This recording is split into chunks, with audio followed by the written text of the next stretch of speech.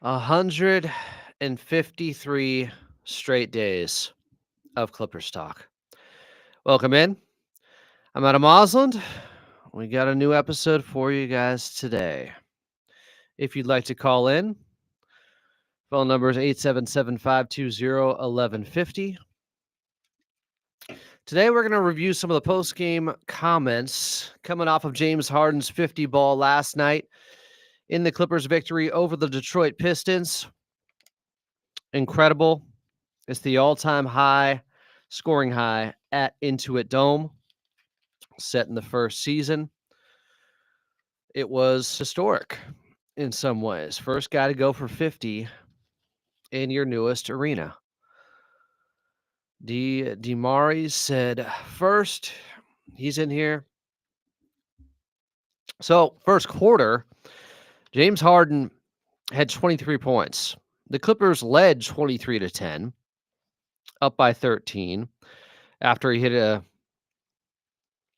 was fouled on a three-pointer where he went 2 of 3 from the free throw line. I just want to go through some of the numbers coming off of that insane performance. It was his first 50 ball since December of 2019 when he was with the Houston Rockets and scored 54 in Orlando. It's the sixth most points ever by a Clipper in a game, his 50. The most points scored in the first half this season, as Harden had 28 in the first half last night, was by Banchero with Orlando. He had 37 in the first half. Harden had 34 in the first half against the Wizards. In a game I think he went for 43 in. 28 last night. Just insane. Clippers, they took care of business in the fourth quarter. After being outscored 43-22 in the fourth against Phoenix, they outscored Detroit 32-26 in the fourth quarter last night. There would be no comeback. Some of those bad habits hopefully are gone. James Harden, by the way, has 105 40-point games in his career. Last night, obviously, his Clippers high of 50. Jack, I'm sorry. I did not end up getting a donut. I know you left them somewhere. I could not find where that place was. I went to the wrong place. In that first quarter where James Harden had 23 points and a couple of assists, 5 points off of those assists, he accounted for 87.5% of the Clippers' total points in that first quarter of 32. Co said, great win that we desperately needed. I agree. Harden had 14 in the fourth quarter. Needed all 14. This was not a, hey, the Clippers won by 25 and somebody scored 50. This was a close game where they needed each and every point that Harden had for them. President Obama was in attendance last night. We'll hear from James Harden on that in just a second. We'll review some post-game and an interesting comment we heard in the pregame show. This is kind of exclusive audio. We did have it last night. It was Carlo Jimenez interviewing Brian Shaw, assistant coach for the Clippers pregame, who dropped a little nugget. The Clippers now have 6 straight home wins over Detroit. And the Pistons had won 5 straight on the road before that game. They had won 10 of their last 11.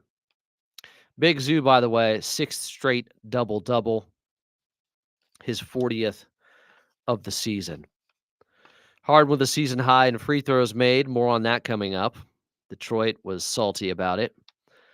He went 16 of 20 from the free throw line.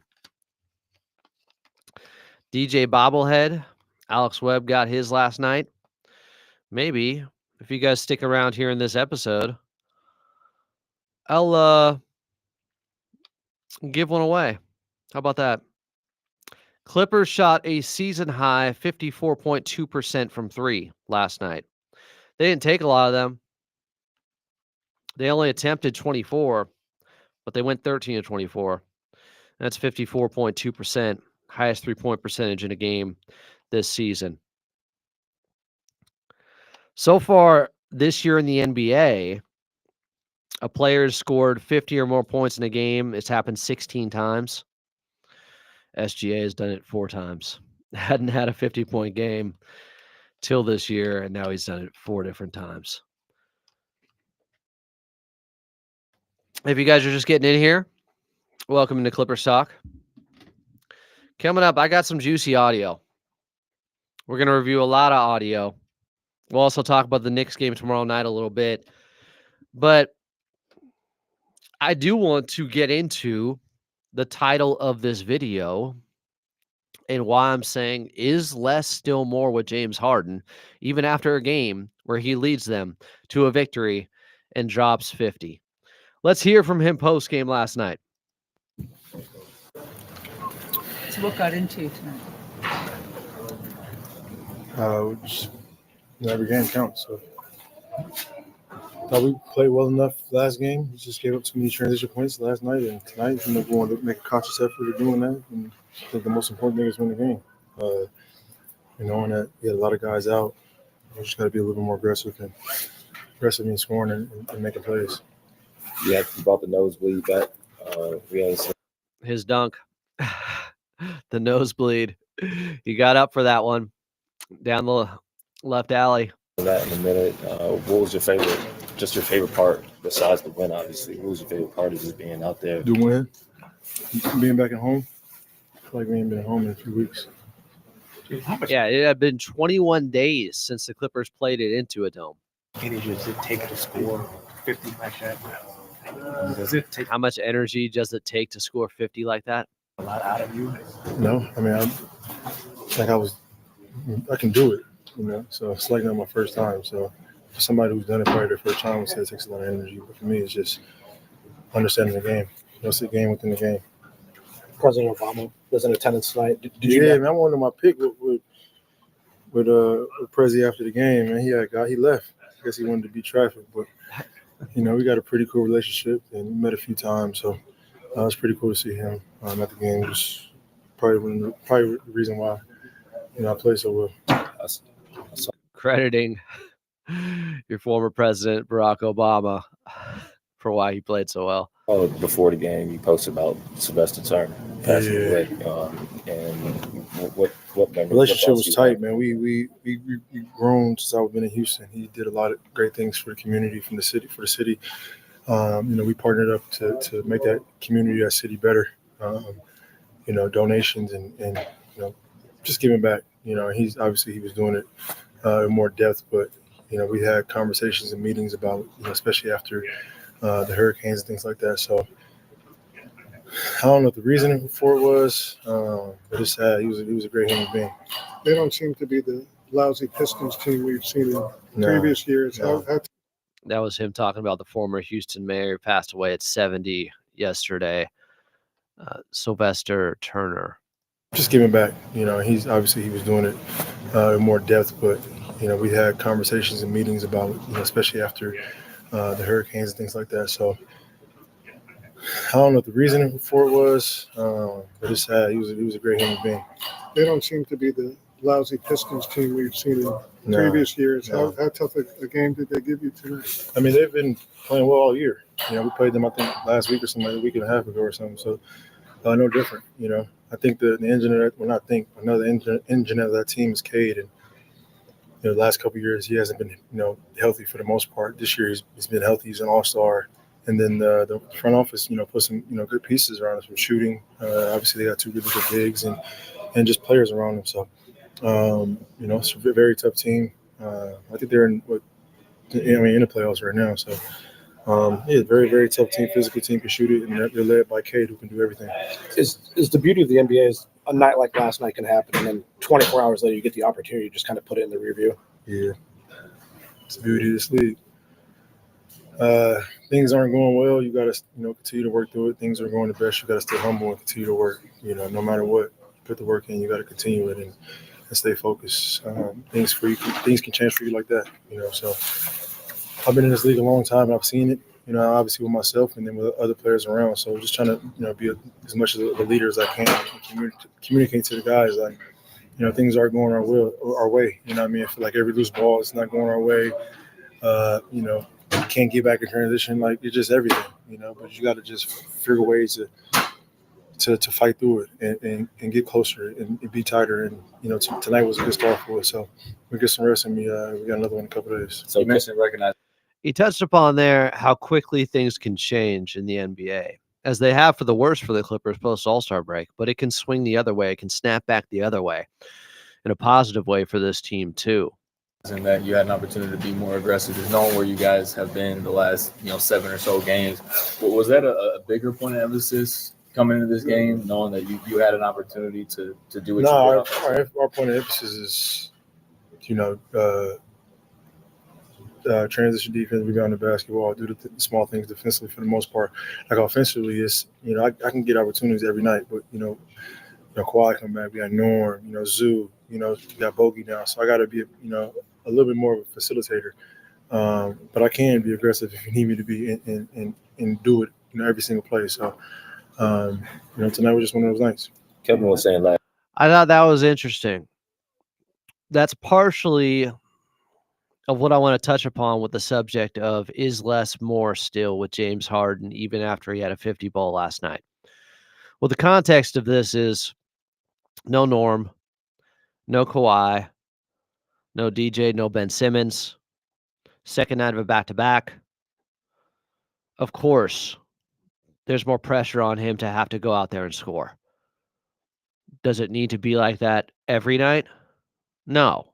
He says it here. He needs to be more of a facilitator when those guys are there. To do what you did. Our point of emphasis is, transition defense, rebound the basketball, do the small things defensively for the most part. Like offensively, it's I can get opportunities every night, but Kawhi come back, we got Norm, Zoo, we got Bogey now, so I got to be a little more of a facilitator. You hear that? He knows it.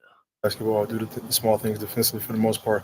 Like offensively, it's I can get opportunities every night, but Kawhi come back, we got Norm, Zoo, we got Bogey now, so I got to be a little bit more of a facilitator. But I can be aggressive if you need me to be and do it every single play. So tonight was just one of those nights.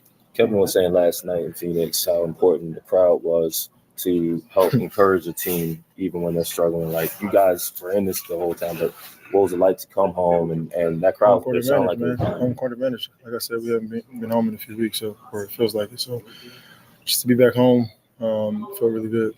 We look at Kyrie, someone who's been brought to the game. Yeah. He gets asked about Kyrie Irving, said he's going to reach out to him after tearing the ACL. Obviously, they played together in Brooklyn, but the home court advantage was real last night. Just ask Detroit. More on that in a little bit. But now I want to move to Coach Lue post-game. After that Clippers victory over the Pistons, where James Harden had a special performance, first time in 6 years. He dropped 50. Most points, obviously, he scored in a Clippers uniform. Here's Coach Lue.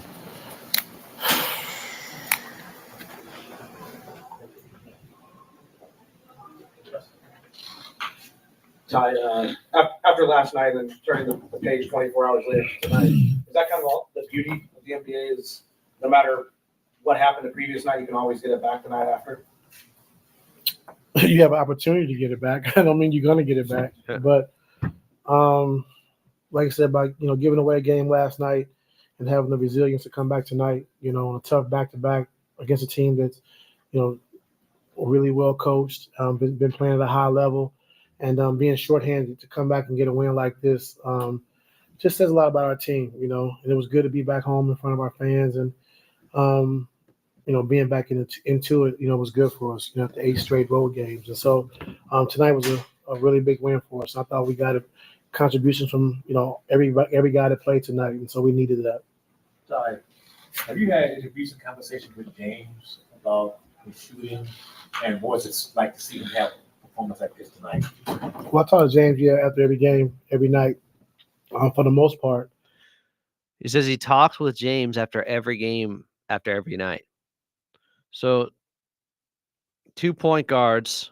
This is part of the reason I think James Harden was happy to be here. Part of the reason they wanted to bring him in, that connection with Coach Lou and that open line of communication between those two. Constant communication about how to play out there because James Harden's the engine of the offense. He is the catalyst. He is the orchestrator. He is the system. So it's imperative for those two to be in lockstep on how they're playing out there. And what's it like to see him have a performance like this tonight? Well, I talk to James after every game, every night, for the most part, and just figuring out ways to get better and what we need him to do and things like that. But to see him come out and score 50 on a back-to-back, at the age of 35, just says a lot about him and competing every night and playing 38 minutes again on the back-to-back. But we needed every bit of it, and so like I said, everybody that played the game tonight contributed, and we needed every bit of it. Sorry, can you talk about as far as an impressive win tonight with President Obama in the House? What did that mean? I mean, it makes it a lot sweeter. We're having President Obama coming to the game. When Mr. Obama told me that, last week, very excited. And so a young kid come from Mexico, Missouri to having a president, know you on a first name basis really feels really good. I've come a long way. And so someone you look up to, you idolize, and meant a lot to our country, when he was in office and still does to this day. And you see the ovation he got tonight when they showed him on the Jumbotron. Regardless of your politics, to have a former president in the building is pretty cool. I think that's the closest I've ever been to a prez. That was a special atmosphere last night at Intuit Dome.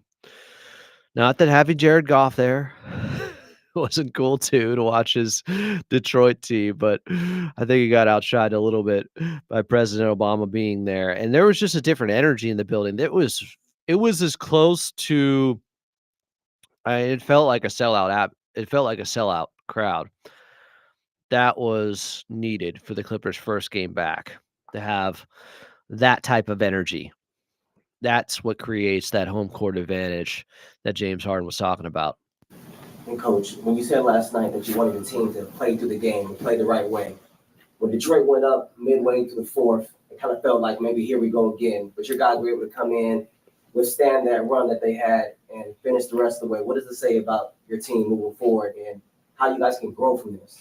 Yeah, I mean that we can do it. We just can't get frustrated, when teams make runs, because they're good teams in this league. We just got to get tougher when a game gets tougher. And I thought tonight we was able to do that. Like you said, they made a strong run.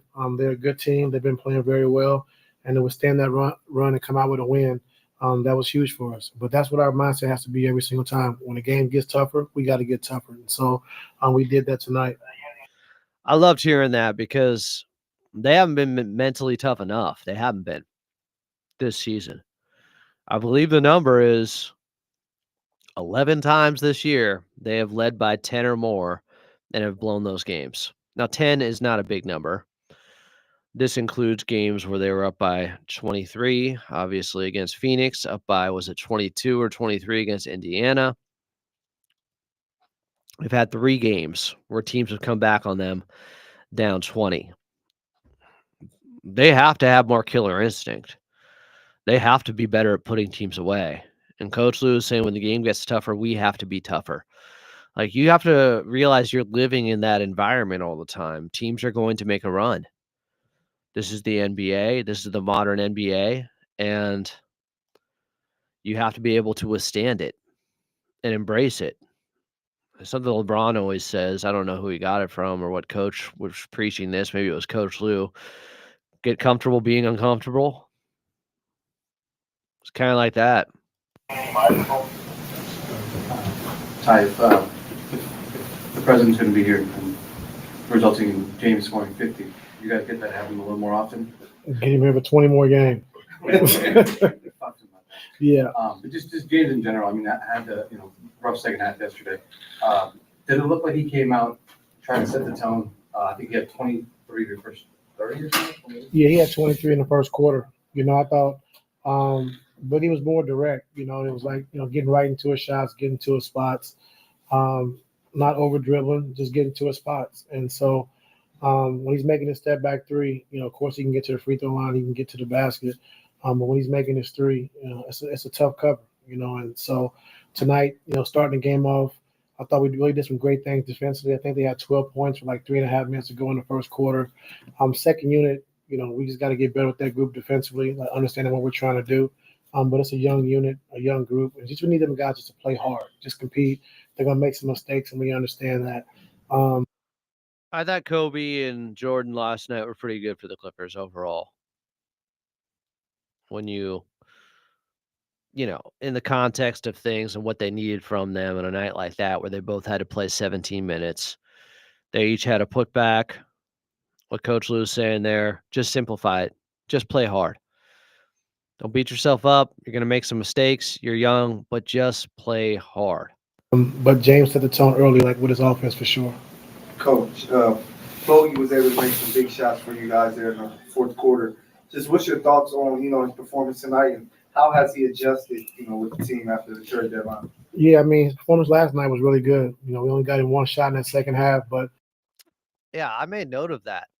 He had all 13 of his points against Phoenix in the first half, Bogdanovich. And then he took one shot in the second half. It was in the third quarter. And he talked post-game as well. I'll just summarize it for you, but he mentioned, how different it is figuring out where he's getting his shots now in the flow of the Clippers offense. And he's adjusting to that. But he kicked himself for not being as aggressive against Phoenix.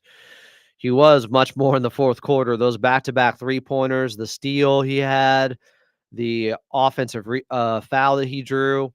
Bogey was phenomenal. That was his best game, most impactful game. And hey, he was also my player to watch. Just saying.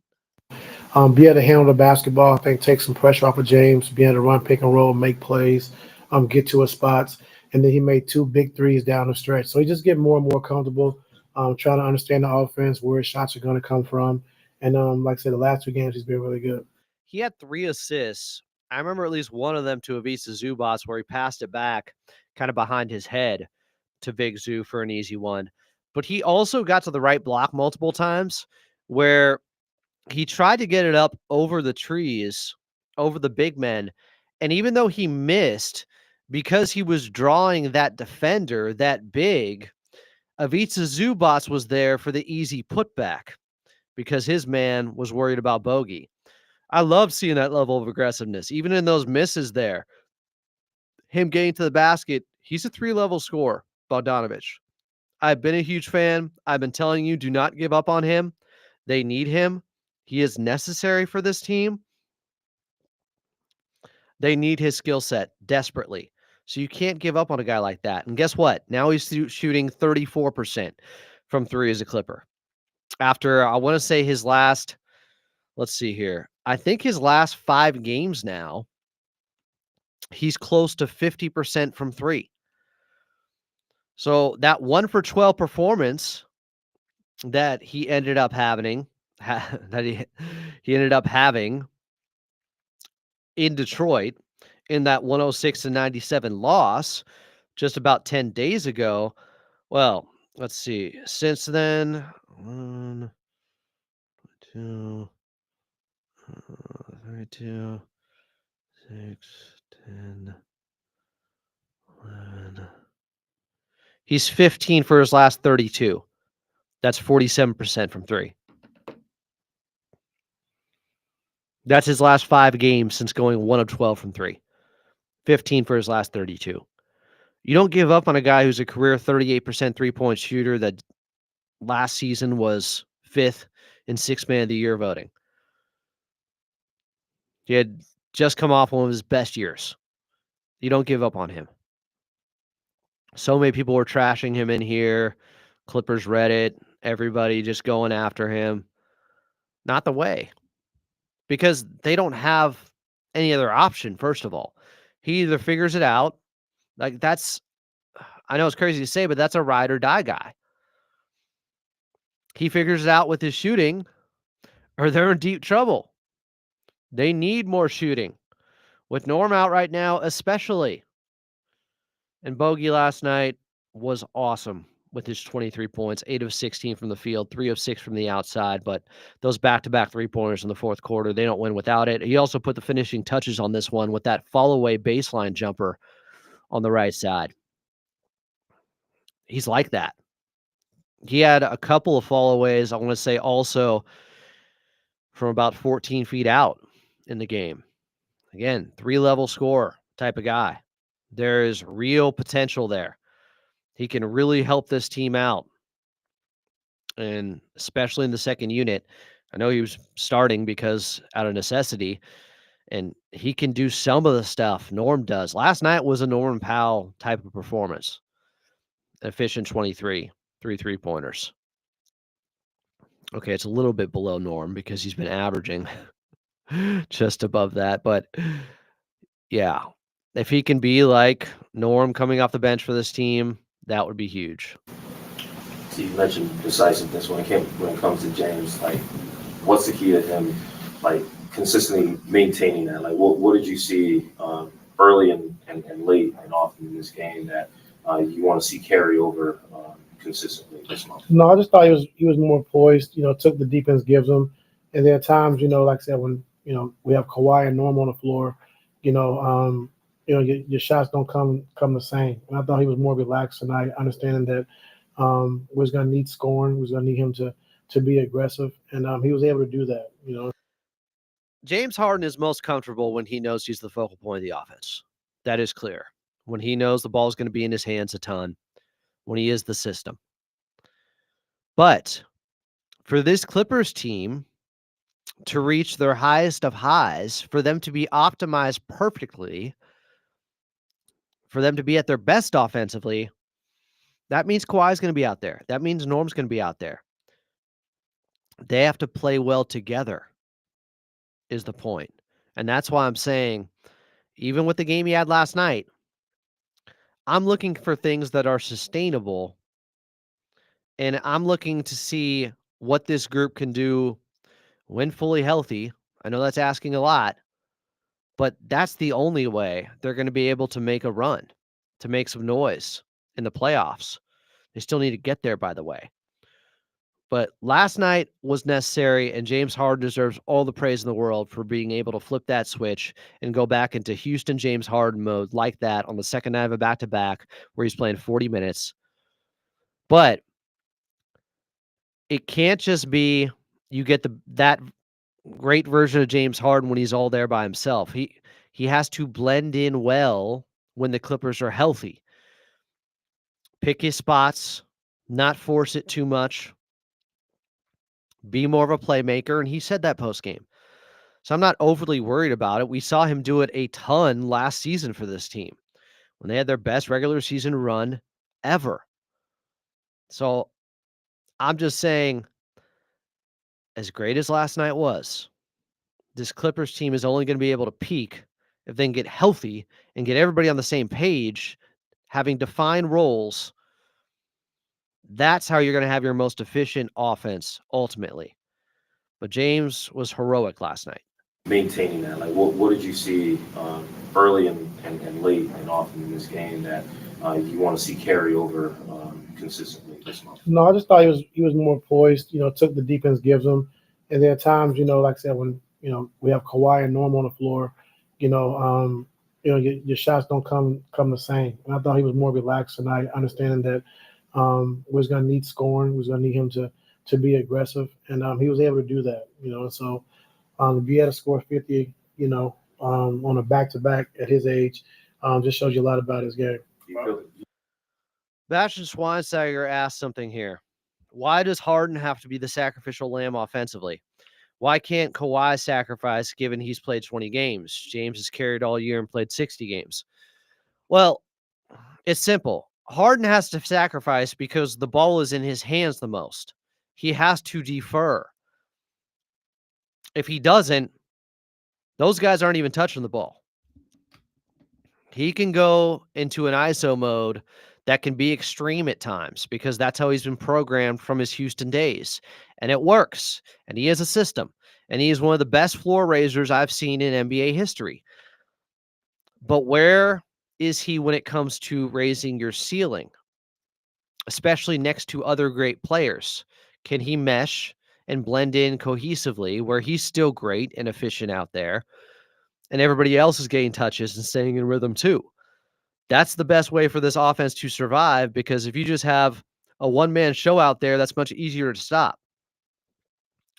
But the short of it is, the reason why Kawhi can't really sacrifice as much is because James Harden is bringing the ball up the majority of the time. So in essence, he has to sacrifice to get other shots because he has to give the basketball up.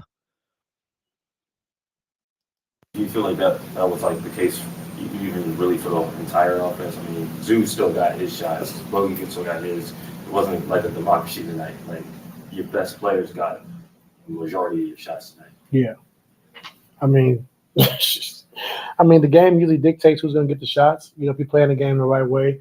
And like I said, KD made 2 big threes down the stretch. With the ball finding him.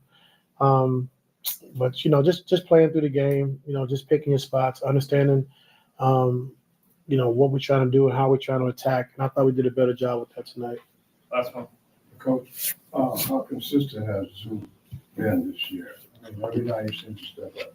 Yeah, he's been really consistent. I think just a trust from our coaching staff and from our players just to be able to post him, slow the game down. When we're taking some bad shots or turning the basketball over, he kind of gives us a common presence, in that block and being able to score. Sometimes teams are double teaming them, which allows us to get open shots on the backside. And so he's been really good, getting better every single year.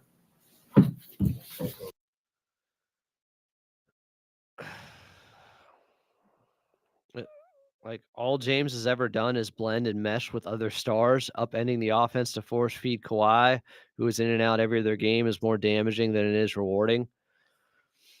I disagree.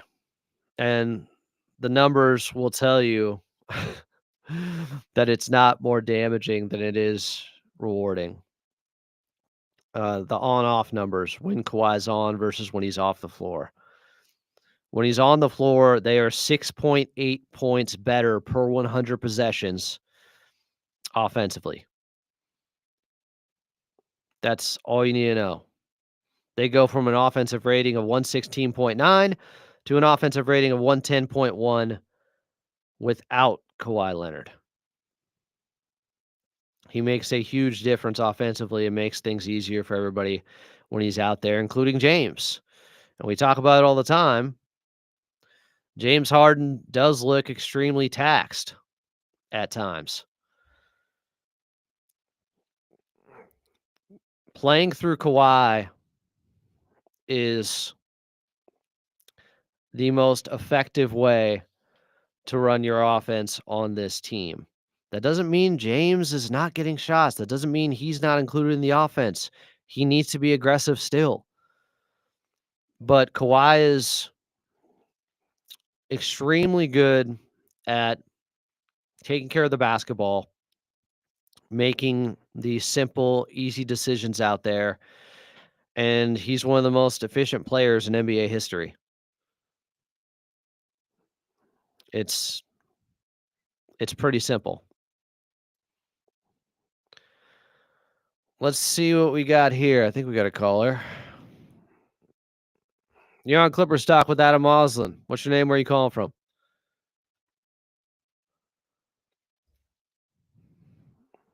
Welcome into Clipper Stock. Hey, what's going on, Adam? How you doing? How are you? What's your name? Where are you calling from? Hello, my name is Jeremy, and I'm calling from Kansas. Jeremy calling from Kansas. What's up? What do you want to say? Man, I just wanted to praise Harden real quick because there has been a lot of slander on his name, rightfully so, kind of. Obviously he's carried us, but them games that look bad, they do look really bad. You know what I'm saying? But overall, man, I've always been a fan of James Harden. I've grown up to be a Clippers fan ever since I was about 13 or 14. I'm 24 now, so it's been 10 years strong. You know what I'm saying? So, yeah, left for the Clippers. I'm just glad they got a bounce back win after that 23 point lead we had, man, because that shit was so terrible, man. Like, oh, it irks me when we give up games like that, and oh my God, it just makes you look back at the end of the season and be like, damn, only if we had, that win under our belt, it would have just helped a lot. And man, but overall, man, just for the team overall, I think I'm ready for this era of Clippers basketball to be done with Kawhi. I'm so ready for Kawhi and PG. Just for their names to be as far as away from the Clippers as possible. Well, I don't know if you knew, but Paul George is already gone. No, for sure. But I just want the 2 and the 1-3 to be gone. You know what I'm saying? As bad as that sounds, because I love them both as individual players, but man, I just really would like to see some players with consistency, because I feel like, and I'm not talking about skill level, I'm just talking about being on the court. You know what I'm saying? Because, like I said, ever since I've been a Clippers fan about 10, 12 years ago, dude, it's just been nothing but just the worst timing of injuries. You know what I'm saying? Going back to, Blake Griffin, Chris Paul, 2015 when Chris Paul was dealing with that hamstring in that Rocket series. It's just, overall, man, it's just been really rough. You know what I'm saying? Is my experience, in 10 to 12 years as a Clippers fan. So, I mean, I'm just hoping we can get some consistency in the future when it comes to players just staying healthy and staying on the court. That would really be my only gripe, because, man, I don't know. I really just want to see someone that's on that. I'm like kind of like a Mikal Bridges type player, maybe not the talent of him. I mean, that'd be nice, but just someone that could be on the court out there at all times. You know what I'm saying? Obviously, injuries happen, accidental, but man, it gets to be so frustrating, man, when it's like you're so excited for a game, you've been waiting all day, and then like a game time decision, you don't even know your favorite player ain't playing. It's just super frustrating, man. No, You know what I'm saying? I understand. Was it Jeremy? Yes, sir. I totally understand, Jeremy. It's just in this league in the NBA today, it is hard to find guys that consistently are available. Yeah. And then can you find one that when he is available can play at a top 5 level too? And that's something true. they do have with Kawhi. Like when he is available, and I know he hasn't consistently been there yet as he's went through the ramp up phase for so long, but the last couple of games have looked very encouraging. So, it's hard to have it all. It's like, can you have the availability plus a player when he's out there playing at a tier 1 all NBA level? It's hard to find 100%. those guys. But I get it. It's been frustrating. I know fans have been waiting for more consistency with lineups and players. So I totally understand. Just be careful what you wish for, though, too. No, for sure, Adam. You are 100% right. I'm not going to lie about that. But at the same time, I guess at the end of the day, bro, it really just depends on what you value more. And obviously having a guy like Kawhi on your team, you're always going to be in the running for a championship run as long as he's healthy and on the team. But, man, honestly, like just for my personal preference, man, like, I'm around a whole bunch of Laker fans. In Kansas, bro, we really don't have a sports team or anything like that besides the Chiefs and the Royals. So when it comes to basketball, man, we got to have a bunch of Laker fans, OKC fans, since that's kind of the closest spot. And, man, all I hear is people talking shit on my squad, the Clippers, man. It really does suck. So like I said, bro, it really just depends on what you value more. You're 100% right. Kawhi is he's one of my favorite players. He's insanely talented. But, man, honestly, I think I might take a little bit worse of a player if he's actually on the court. You know what I'm saying? Like, I mean, Mikal Bridges. I mean, he's obviously not Kawhi. No, Kawhi Leonard, not even close. But, he plays defense. He's an all right offensive player. But, man, I don't know, bro. I really just like consistency when it comes to guys playing. But I definitely hear you, Adam. You're definitely, spitting facts right now. It's just unfortunate, man. The Clippers have terrible luck. And I really do appreciate your optimism, man, because I come into because like I said, I know Clippers fans here. So all I got is, like, social media and YouTube to, kind of let out the frustration when it comes to the Clipper stuff. So Dime Dropper, and obviously the rest of the Clips and Dip podcast guys, man, you guys are really putting on for the Clippers, man. I really do appreciate your work. Well, thanks for being a fan. We appreciate you, Jeremy. Thanks for calling in, man. Yes, sir. Have a good one. 877-520-1150 is the phone number if you want to get on. So something Coach Lou mentioned was not over dribbling post game with James Harden here. And that is one of his flaws. He can over dribble to the point where guys are just standing around and watching a dribbling exhibition. What does Charles Barkley call him? The dribbler. Every player has flaws. This is one of his. It's hard to find a perfect, flawless player out there. But when I say less can be more with James Harden, that's the type of stuff I'm talking about. He has to be able to balance when to take over and when to get the other guys involved when you have talented players out there next to you. Last night, this was different circumstances. This was, they're without so many guys. They're on a back-to-back. Harden, go get it. You got the green light. Please. If there is any of that Houston Rockets, James Harden in there still, let it out, back it into a dome. It happened. First 50 ball since Houston. That is admirable. He deserves to be praised to the high heavens for saving the Clippers last night. Now it's, can he still downshift a little bit while still stay cruising and make sure he's facilitating out there and getting everybody else involved? Because I posted some of the clips, but this is Bastion just, he's hopeless sometimes. This is hilarious. James Harden dropped 50 and carried our half-dead team to a win. Here we are discussing his flaws and offering solutions to this game. I'm talking about what's going to win long-term with this Clippers group. Acting like him dropping 50 every game is sustainable. Well, it's not. Coach Lou brought up his over-dribbling. It is a flaw. So I'm going to talk about it and talk about how this Clippers team can be at their best. How can they reach peak performance when he's out there next to Kawhi, next to Norm? I'm not overly concerned about it because we saw it plenty last season. He was perfect for this group. Paul George was there too.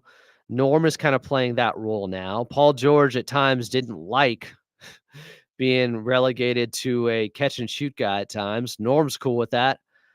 That's what he does. Quick decision maker out there. Some ways he might be a better fit than Paul George because of that. But sometimes, yes, less is more. I felt like it with Kobe Bryant a lot. When he would go out and often in playoff games, when they won at the highest level, he wasn't scoring 40. He wasn't scoring 50. He'd score 25, 30, but often less was more. I can't remember if it was Jerry West who said it, but somebody before said sometimes scoring gets in the way of winning. And it's true. When you have everybody on the same page and everybody touching the basketball and getting involved and staying in rhythm, that makes you much more difficult to guard. It's simple. If it's a one-man show, if it's one guy that they have to slow down, that can be problematic. Now, there's times where a guy gets hot in the first quarter and the defense loads up his way, and then that player starts to pass more and you play off of that. That works. I've seen James Harden do it.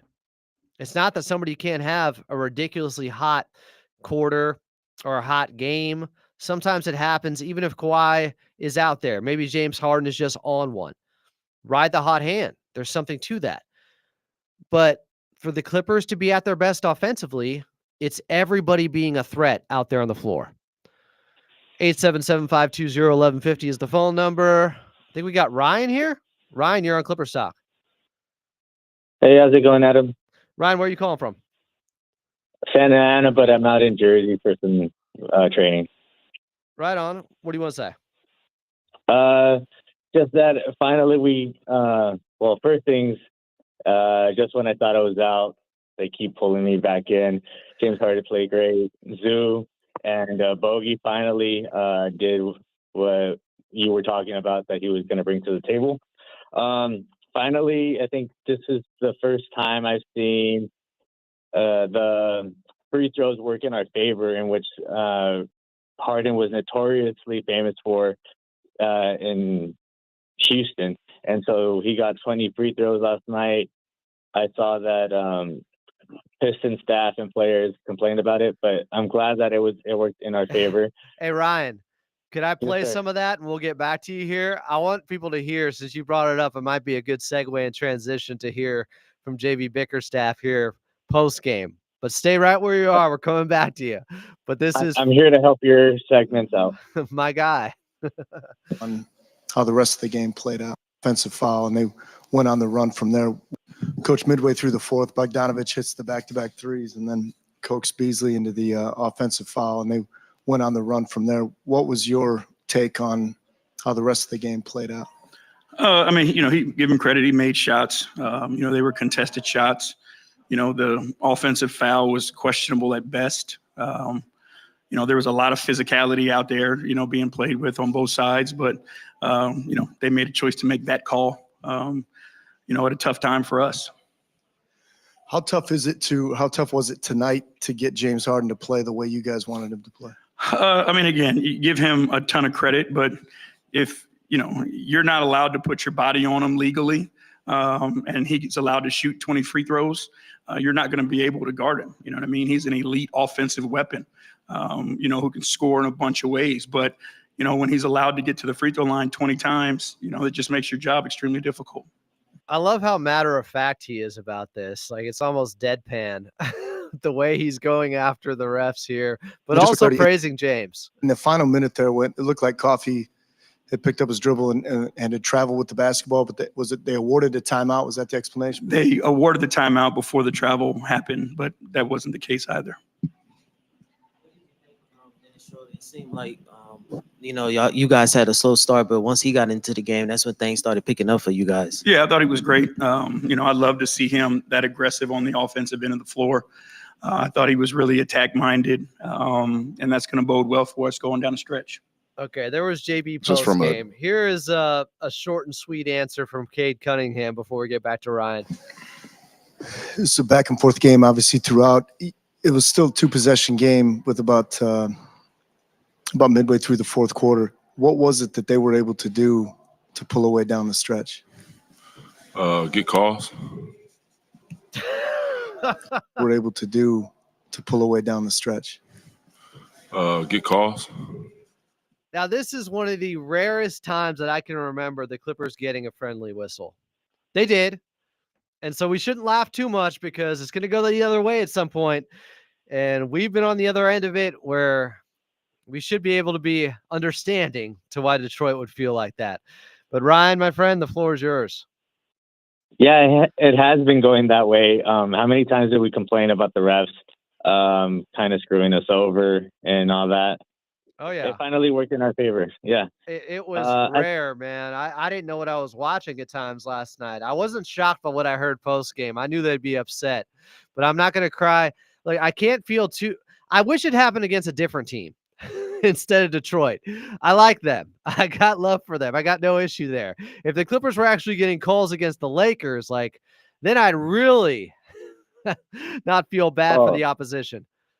I would have a huge smile on my face if that happened against the Lakers. But, I mean, to be fair, Detroit won 10 out of the last 11 before coming into yesterday's game. I mean, hey, it's been going well for them.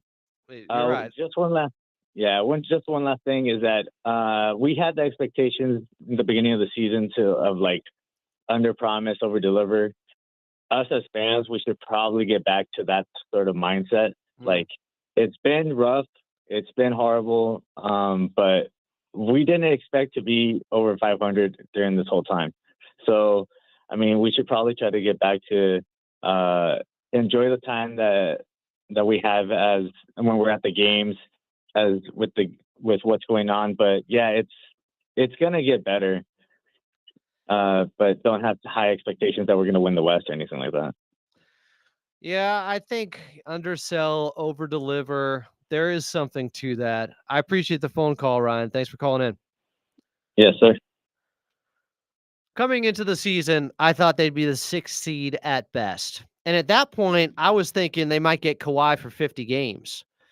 They're going to get him for around 30 total. maybe 35. He's played 20 so far. So they overachieved. They raised expectations. And then when they started playing more of the way we thought they would coming into this season, we said, what's going on here? But the truth is, they have done more than just stay afloat without Kawhi. And I was just asking for like around 500, a couple games under 500. If they could do that, that would be awesome. And they went, before he came back, there were 4 games over 500. So some people raised their expectations. And look, I said the same thing. Hey, maybe if they really hit their ground running with Kawhi and if it's a seamless transition, yeah, looked like at one point they could climb into being a top 4 seed in the West. Now it looks like it's back to 6th seed at best. And that is still a possibility, as bad as things have been of late, because they have a tiebreaker over the Golden State Warriors. They got a chance to beat Sacramento this weekend. That's right next to them. They're a half game behind the Clippers currently. Clippers in that 8th spot. But Minnesota's problematic because they have the tiebreaker over the Clippers. They're in front of them. I do think you got to enjoy it for what it is at times, but I also think it's fair to have expectations. And if a team lets you dream a little bit, I think that's all you can ask for. If you can dream a little bit and think about how, well, man, we've seen them play so well at times. This defense is elite. If their offense can just be around top 10, what could they do? What could happen in a 7-game series if you did have a healthy Kawhi Leonard? If you can have the ability to go there and dream a little bit, and that's part of being a fan. It is. Now, back to the subject at hand. Not Cade here. Stretch. Get calls. With James Harden in particular, there are some that have said that you guys have very similar games as far as maybe your pace of play. You go to the line 6 times, he goes 20 times tonight. What is it that he's able to do, or what makes him so tough to defend that he's able to get so much production at the line? I mean, he's one of the best ISO scorers the league has ever seen. I can't put enough respect on his ability to score the ball, his ability to find angles and stuff. I love Cade. I mean, comparing the free throws between us two, I think a lot of that, has to do with respect from the refs as far as the experience. He's been in this league killing for a long time. So I understand that. I respect it. It's hard for me to respect getting hit and not getting a call. But everybody sees that. I mean, they see other calls, they don't see mine, or they don't feel like it's a foul. So what can I say about that? Cade Cunningham, I think it's understandable that they were frustrated post-game. I'm not going to act like we haven't been here. And this time the shoe was on the other foot. So you love it when you're the team that benefits. But I think we've been in situations where James Harden was not wearing a Clippers uniform, and you were upset with some of the calls he was getting, right? Cade Cunningham, great leader, great franchise cornerstone to have. I was totally wrong. I thought Jalen Green had the higher ceiling, and maybe he does, but I don't think he'll ever reach it. And Cade Cunningham is just all around extremely solid player. I think he might be able to be your number 1 on a championship team. Definitely a number 2. And that's all you can ask in the draft. If you get a guy like that, you're in business. Build around him. They've gotten a little bit better. They're in a very good position right now, the Detroit Pistons. You want to talk about overachieving this year relative to expectations. But in going back to what I was discussing earlier with this offense and how they can be at their best and how guys have to play well together for the Clippers to reach their highest ceiling. James Harden has to be great at balancing when to get others involved and when to take over.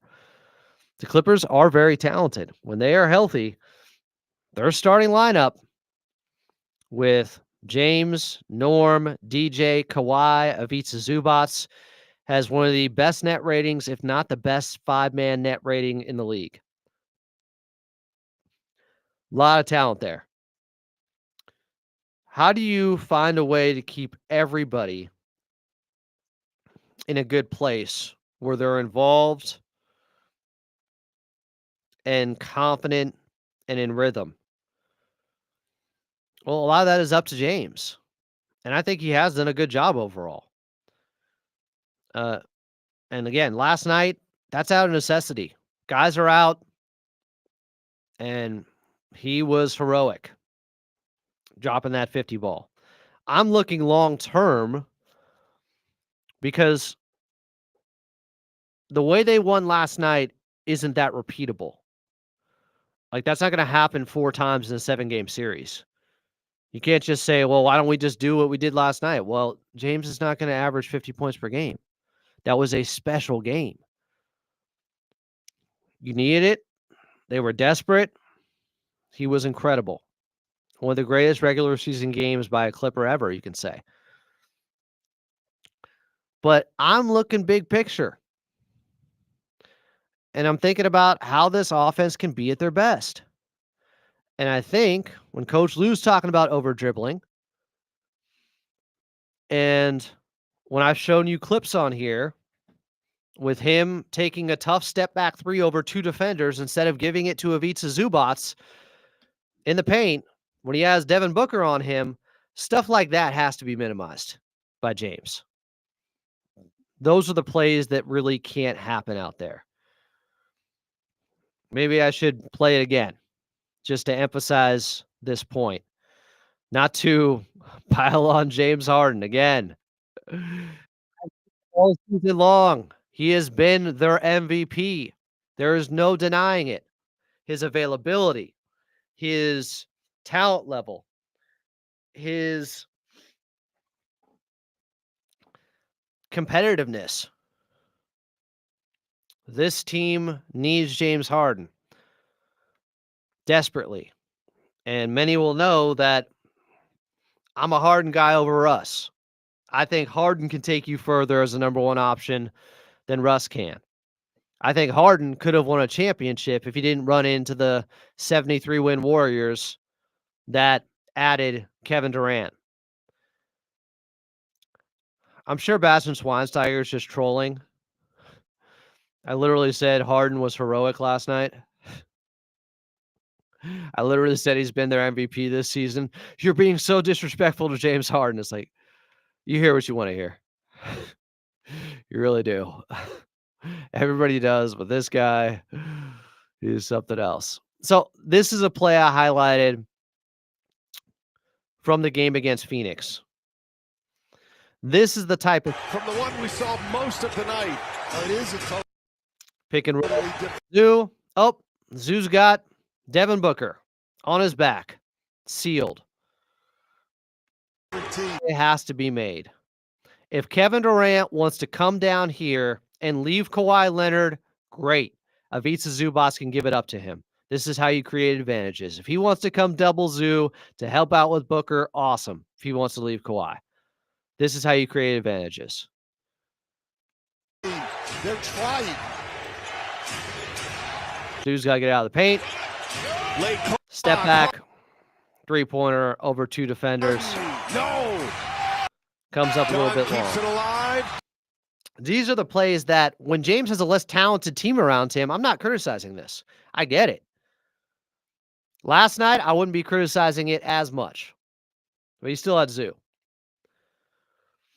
But Kawhi's on the court there.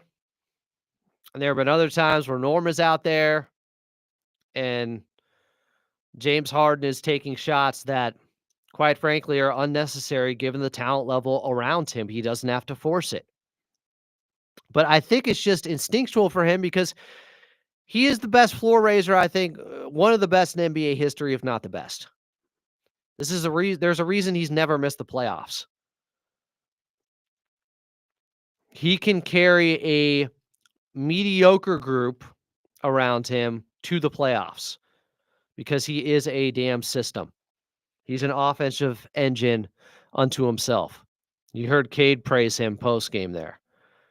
It's just stuff like this where he's got to be better when, and I understand, I mean, Kawhi just came back and he's still been in and out of the lineup at times. So it is asking a lot for James and the Clippers overall to have to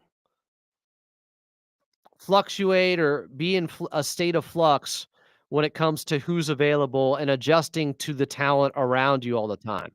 That's not easy to do. I totally get that. And I think overall, James has done a very good job for this Clippers team. I am talking about how do we get to the highest level with James Harden. Like, here is another play for you. This is with Norm out there. This was on Sunday against the Lakers. And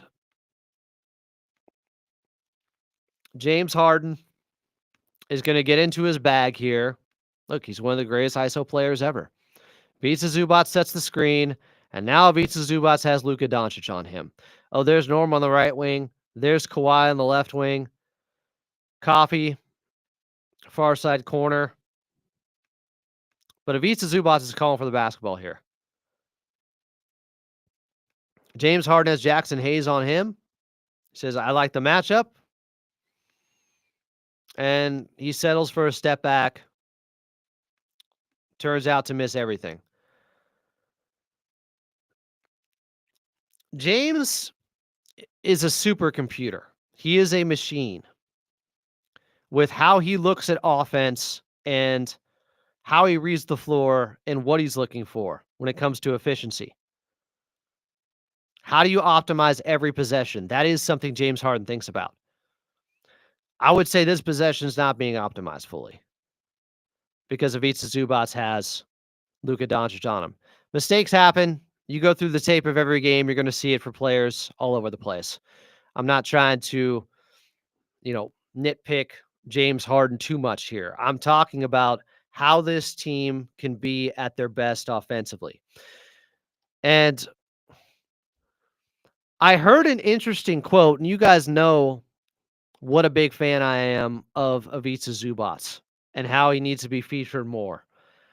And there's just a couple examples where he's got a guy on his back that cannot guard him. And you got to get him the basketball because he's too special. He's too good, especially this season. He is necessary. It's not an option whether you want to get Ivica Zubac involved anymore. If you don't, you're probably losing the game. And he was good last night, and James Harden did keep him involved enough. And he still had 5 assists in a game where he had 50. And Ivica Zubac still got 20 shots, and Bogey still got 16 shots. And that is a masterclass of a ball game from James. But I heard this pregame, and I don't know if anybody else picked up on this, but this was Carlo Jimenez speaking with Brian Shaw, assistant coach of the Clippers, B. Shaw. I don't know who he's talking about here as he asks him about Ivica Zubac, but I'm going to let you guys hear this audio. This is kind of an exclusive here. It was played pregame yesterday, as Carlo either has B. Shaw on or Dante Jones or has a one-on-one with Coach Lou pregame. And B. Shaw can be more blunt and frank. And, well, here's the audio. Thanks so much, Adam. Here, the assistant coach Brian Shaw before the Clippers take on the Detroit Pistons. Coach Zoo, 35 points last game, a career high for him. What does it do for a player during the regular season when you're able to run an offense through him as a number one option that could help maybe down the line in a playoff-like situation? Well, I mean, it gives him confidence. We have to get better as a team of recognizing when somebody like that is going the way he was going last night and as efficient as he was, to keep featuring him and keep feeding him and put our personal agendas and individual accolades aside and keep riding him because, from the beginning of the game, we were feeding him. They were double teaming him, which was okay. I got to hear this again. Question about Ivica Zubats here. somebody like that is going the way he was going last night and as efficient as he was, to keep featuring him and keep feeding him and put our personal agendas and individual accolades aside and keep riding him because, from the beginning of the game, we were feeding him. They were double teaming him, which was why it was so beautiful the way we played in the first half. Everybody was involved. When they double teamed him, he kicked it out. Everybody made the right play. And then we didn't continue to do that in the second half, particularly in the fourth quarter. We stopped getting the ball inside to him. And he, this year, obviously, it's been his best year of his career. And he's the biggest advantage that we have on a nightly basis. Teams are coming to double team him. And he's our most efficient player in terms of, scoring and his shot attempts and things of that nature. And so we just have to recognize that and ride it, while we can. Effusive with praise for Ivica Zubats, recognizing how good he is and how even in a game where he had a career high of 35, it could have been more. But this part about putting personal agendas and accolades aside,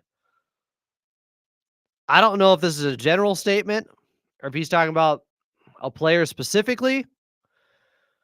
I think he has a lot of experience in this league as a player, as a coach.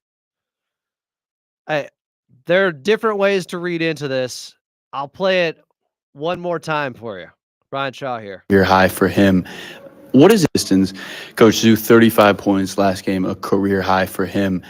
What does it do for a player during the regular season when you're able to run an offense through him as a number one option that could help maybe down the line in a playoff-like situation? Well, it gives them confidence.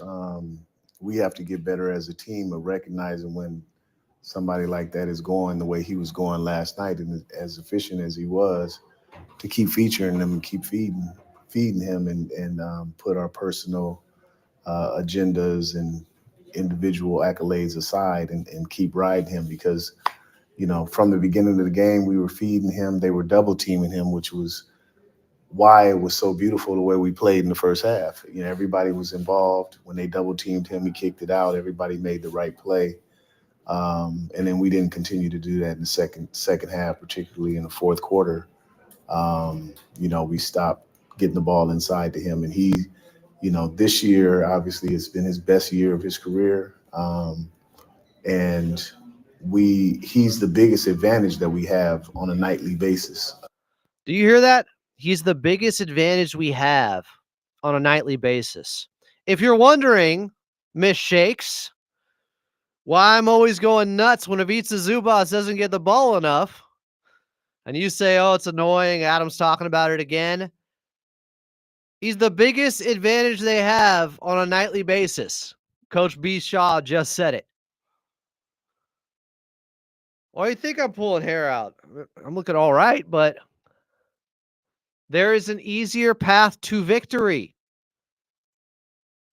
It's playing through Big Zoo. B. Shaw knows it. He played with Shaq.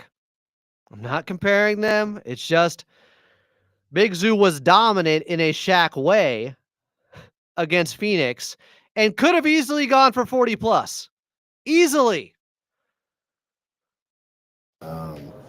Teams are coming to double team him. And he's our most efficient player in terms of, scoring and his shot attempts and things of that nature. And so we just have to recognize that and ride it, while we can.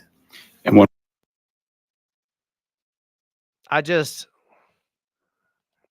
I love hearing B. Shaw talk about Big Zoo like that. The importance of getting Big Zoo the basketball. More quickly for you, this is a Pistons team that has been shooting the three ball well, but you guys held them to 31. Okay.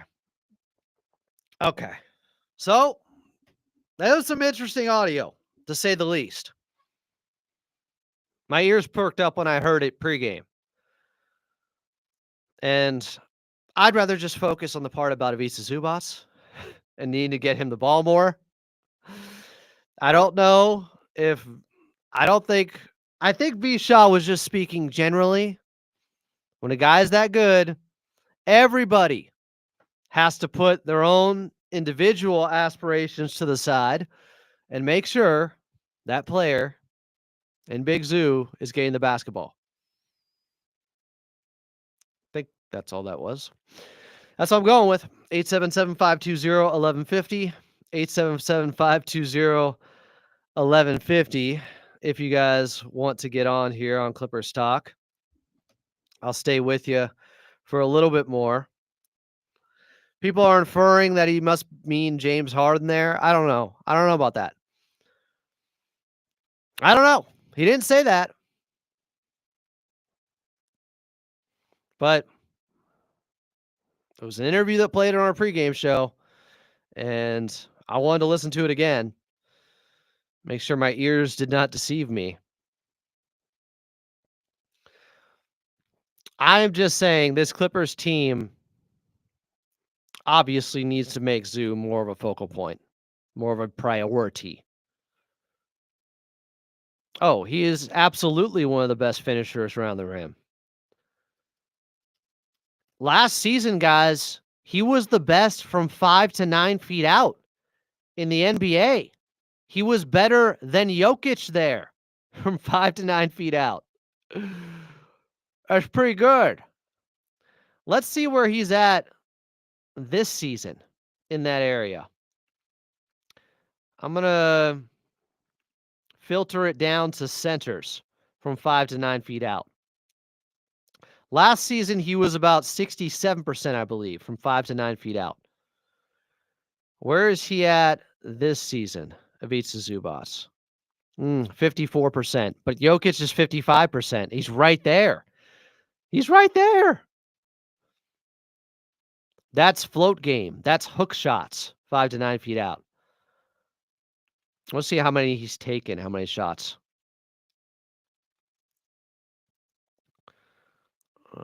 Sure. So Jokic has taken 273 shots from 5 to 9 feet out. Ivica Zubac 211. That's a fair amount, considering Jokic is, talk about a system. He's their number one option. I'm not expecting Ivica Zubac to get as many shots as Jokic or anything. But yeah, Jokic is at 55.7% from 5 to 9 feet out. Ivica Zubac is at 54%. Touch around the basket. That is skill. Not just a dunker out there, to say the least. I do want to see, was I right about that last season? I think I was. I'm pretty sure about that. He was ahead of Ivica Zubac. I am sure about that. He was. Yeah, okay. He wasn't 67%. He was 64%. Last season, Ivica Zubac from 5 to 9 feet out took 138 shots. So he's already above that by 70 shots this year. Jokic took 347, and Ivica Zubac was at 63.8% from 5 to 9 feet out. Jokic was at 63.1%. So yes, I was right. All right. Harden and Kawhi fans fighting in here? Hey, look.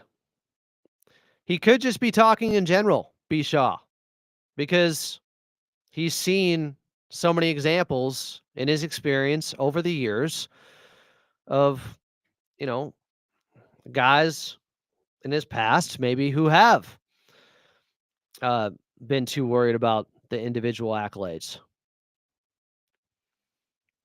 I don't want to read too much into it, but it's at least interesting and worth sharing with you guys. So the Clippers quickly are taking on the New York Knicks tomorrow. Knicks will be on a back-to-back. It's hard to get a read on where the Knicks are right now because Karl Anthony Towns is supposed to return tonight after being out for personal issues, and before that, he had a knee issue. And on the season, the Knicks have actually been much better offensively with Coach Tibbs. That's new. They're much worse defensively. They're the fourth best offense in the league, the Knicks. But they're the 18th worst defense. That's not like a Tom Thibodeau coach team. if you look last 10 games, but a lot of those are without Karl Anthony Towns, offensively, they're not as good. They're only 20th. Defensively, they're still bad. They're 26th. Mitchell Robinson just came back for them. He had been out all year long. So they're kind of in a transitional period right now. Getting healthy. Can they figure it out? Ideally, they beat the Lakers tonight. And then the Clippers beat the Knicks tomorrow, obviously. That's best case scenario. Who's going to be available for the Clippers? I hope DJ or Ben Simmons are back. We know Norm won't be back. Obviously, we're expecting Kawhi to be back. But, man, they could use Derek Jones Jr. I don't know. I didn't hear any quotes coming out of his post-game fan fest interview he did, or if you had a jersey of his, you could go talk to him on bobblehead night if he gave any update on his injury. But it'd be great if Derek Jones Jr. could be back. But they need the next 2 games, both at Intuit Dome. You're on Clippers Talk with Adam Auslund. What's your name? Where are you calling from? Hey, this is Jay from Georgia. You calling back? Wait, Jay. Yeah. When's the last time we talked? After the loss on You have to be more specific. against the Suns. After the loss against the Suns. Okay. You mentioned a loss there. There have been a few of them. Jay, what's up, my guy? How we doing? So I agree and disagree with some of what's being said. I agree, first of all, that Harden, what he's doing is not sustainable. He's not going to score 50 points every night. And if he didn't, even if he scored 39, we would have lost that game because what did we win by, 8 or 10 or something like that? Yeah. No, it was much closer than that. But yeah, Yeah. that was such And it an was impressive. it was closer than that most of the game. Yeah. No, sorry, go ahead. No, I just wanted to emphasize how impressive that 50 ball was because it was in a tight game where it was back and forth and it wasn't just empty numbers against a bad team or something like that. The Pistons are one of the better teams now in the league and they've been the best defense since January 1st. So really, really critical and amazing 50-point performance. Yeah, and it was, and I give him the props, but we've seen it all year, and I think that when some people are overreacting and saying, I heard you were talking to the other guy, Bastion, saying that it's disrespectful to Harden and all this. I disagree with that because it's not sustainable, and just like you, Adam, say we shouldn't overreact to losses, we can't overreact to wins either.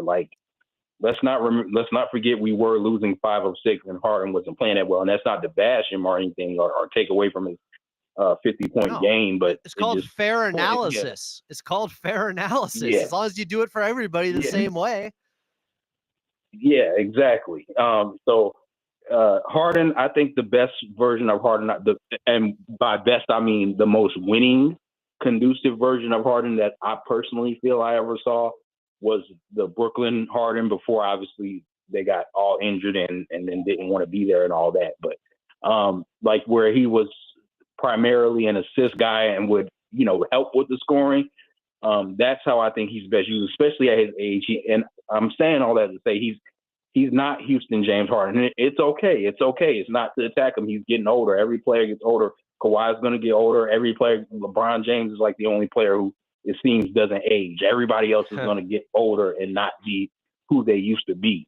And so I think it's very unrealistic to think that we can just rely on Harden to do that. I will admit or agree. I don't know how realistic it is to rely on Kawhi solely either, unless he kind of shows that he's who he used to be. But it definitely can't just be, we think we're going to get 50 balls or even 40 balls or even 30 balls from Harden every night.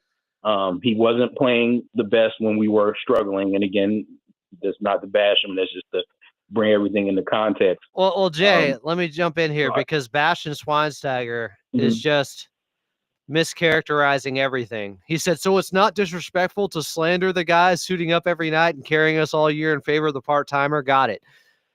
slander by saying it's not sustainable to have 50 balls every night. That's slander.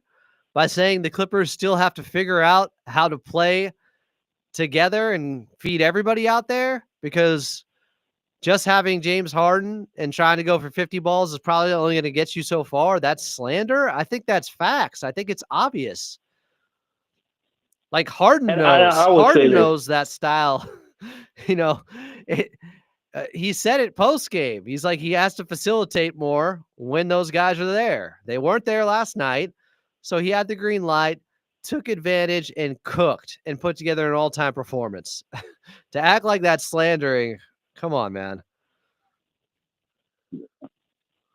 And my thing to Bastion, or my question to Bastion would be, and again, it almost feels like he's forcing me to sound like I'm bashing Harden, but my question It's to called him a would straw be, man argument. He's mischaracterizing what you're Yeah. saying. yeah, exactly. And my question to him would be, how far did prime James Harden get you? Now, I know the Warriors and all of that stuff, but still, how even before the Warriors was he? What did he win championships? Hell, speaking of Harden and the Rockets, he got eliminated by Kawhi Spurs one year when Kawhi was like injured, and obviously it was that's ironic as a forebearer of Kawhi's future, but Kawhi was like injured in Game 6. And James Harden didn't get his team past the Spurs. That was the year that I think Kawhi went down against the Warriors in the Western Conference Finals, and they eliminated the Rockets. And I say all to say, even prime James Harden, that style wasn't necessarily guaranteed to get you where it wanted to get you. And again, that's not meant to attack him, but it's just to put it in perspective that maybe prime James Harden that didn't necessarily prove itself out to be the ultimate way to win, let alone this version of James Harden, this 35-year-old version of James Harden. It's just not realistic. And again, maybe you would try to maybe make that argument about prime James Harden, but we're 10 years after the prime James Harden. So I just think I agree with you that it's just not sustainable. And again, that's not to attack him, and kudos to him. We need him, and we need it all. Like I said, all 50 last night from him. But the only other thing I wanted to add on before I kind of drop off was about the expectations of this season. I get our expectations, and that was based off like Paul George not being with the team anymore. Let's be honest, that whether it was us or the analysts, everything was based off Paul George not being around. But I would say based off Paul George's, because I would say that if Paul George was still with the team, our expectations going into the season and the analyst expectations would have been different. But I would say based off Paul George's performance and the fact that statistically Norm has been a better player.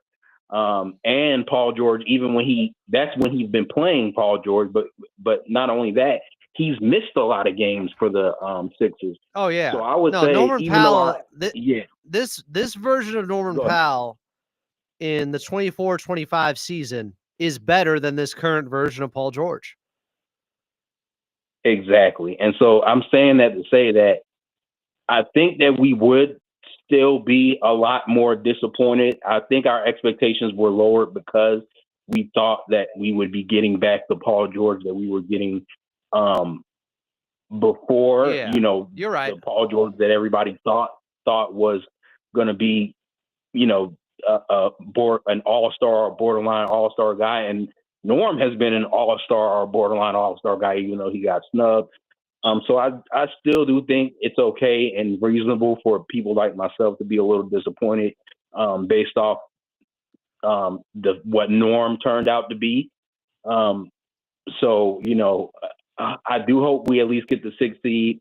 And it seems you don't remember my call, but Adam, the last time I called, it was my first time calling in. And I was talking about how. No, I remember it was a good call. Yeah. I didn't remember exactly, but you're cooking. Like, I love your rationale. I love your line of thinking, Jay.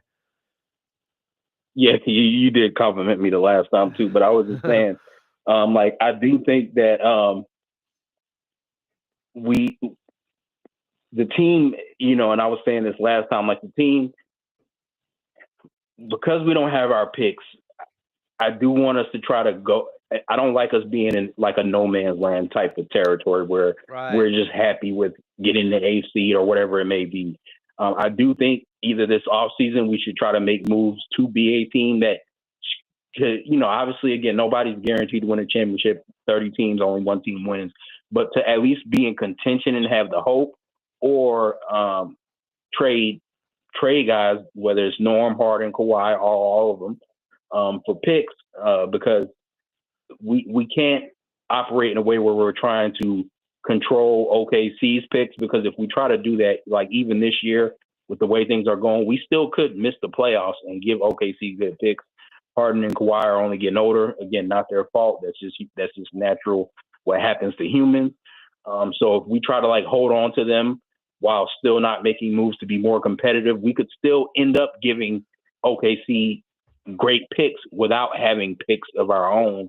And that's the thing that I don't want to see happen. So I do want to see the Clippers either, and I know it's easier said than done, but whatever they can do to figure out how to make this team, if not this year, next year. Obviously this year is too late for any like trades, but like next year to make this team more of a somewhat reasonable or realistic chance to try to go for it all, or again, just lean into a rebuild, because it's better to have someone else's picks than no picks at all. And that's my take. I'll land my plane there. No, I think it's fair, Jay, and I appreciate you calling in again. Let's talk soon, okay? Okay. Thank you. And thanks for taking my call again, Adam. All good. Jay from Georgia. Georgia. Is Bastian Schweinsteiger calling in? Thanks, Wes. Appreciate the super chat here. Pacer fan who always listens and has no skin in this debate. Adam has said all season that James is the MVP. Let's be honest about that. Apparently that's slander. Calling him the MVP is slanderous, according to Bastian Schweinsteiger. I don't know if you can call from Canada or not. I don't know how these things work. Use Skype. Use what is it? WhatsApp? Figure it out, Bastian. Unless you're scared. Come on, Bastian. Keep saying we're slandering Harden by heaping praise upon him and calling him the MVP this season. That is, real defamation there. We got Jonathan online, our moderator here at Clippers Talk. Jonathan, welcome back in. Yeah, thanks for having me, Adam. Oh man, Jonathan in San Diego.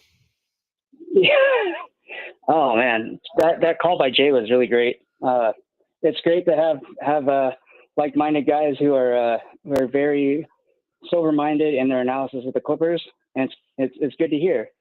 Did you say sober-minded?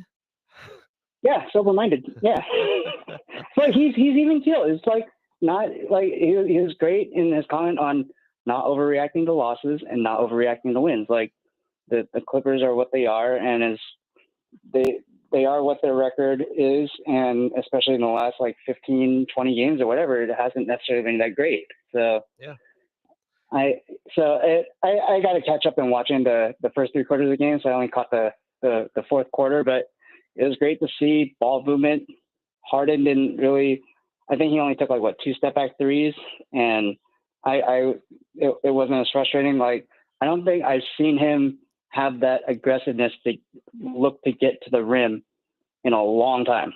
Like that dunk that he had, that was the fastest I think I've ever seen him like run just to get to that dunk. Like to do that on a back-to-back is incredible. Yeah. So when he says, I was going to joke that like, I think I know who Harden voted for, because the way he was playing in front of Barack Obama, it was like, forget the baddies courtside. It's Barack courtside that brings out the best in players. Yeah, he's got a show for the former POTUS. So, just for to piggyback off Jay with the Harden slander and stuff. Like Harden had a 150-point game. Like it was a great performance. Can't overreact to it. Like the truth of the matter is he hasn't been great for the last 10 games or so ish. Yeah, so I think he knows he's got to be better. the turnovers, the just all the ball pounding and settling for threes instead of running pick and roll action with Zoo, getting the ball Coach to Zoo. Lou was bringing and- up over dribbling post game last night. You know, Yeah. if he's bringing it up, I Yeah. think it's fair game. I think that's a real critique or something you can nitpick or pick at a little bit. Now, would you still say, Jonathan, he has been their MVP this season overall? Oh yeah, no question. Like Harden was basically the floor. Like we saw when Harden sat for was like 2 or 3 games with I think it was the shoulder injury. Like the team was pretty awful. Like it was borderline unwatchable. Yeah. So we gotta keep into perspective. Like I think for everybody who's freaking out and stuff, and like I think yes, our expectations probably were raised when we were sniffing the 4 seed for a bit, but I think if deep down everybody took a step back, look at the context of this team and how it's constructed, looked at the trades that were made, like I think our forecast of 6 to 10 seed is still pretty fair given all the injuries. And if anything, if getting into the 6th seed or maybe even to the play-in, like that's still a huge overachievement, especially considering how many games Kawhi missed. Like Kawhi came back a lot later than I think all of us were anticipating. So it's just having that perspective of just the performance of the team. And then, I mean, it sucks right now that the team's hurt with injuries, and like it's just bad timing. Like injuries this late into the season is never good for any team. No. So you see the Mavs, like their season's completely hosed. So it's just we gotta keep that perspective.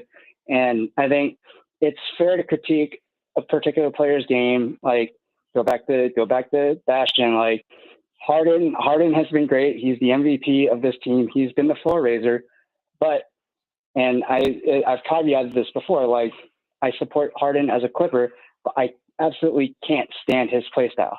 So I think last night was probably in a long time that I've seen that he's modified his game and looked closer to the Brooklyn James Harden. And like I know he had to score probably, and I don't know the context of the first 3 quarters, but like he had to score, and like without his 50 piece, like the Clippers would have struggled to beat a good Pistons team. So there's that. Yeah, Harden, his style of ball can be necessary when guys are out for this Clippers team. It becomes necessary, and you have to lean into it. And I think it limits you long term. I think it can only get you so far.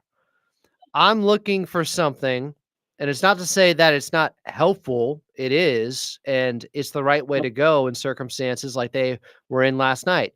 But I'm looking for, okay, how can they scoot a little bit further towards the top of the mountain? How can they climb a little bit higher with the potential, with the pieces they have on this team? And I'm trying to figure out what's the best offense for that. And I still think it's playing through Kawhi more. I still do.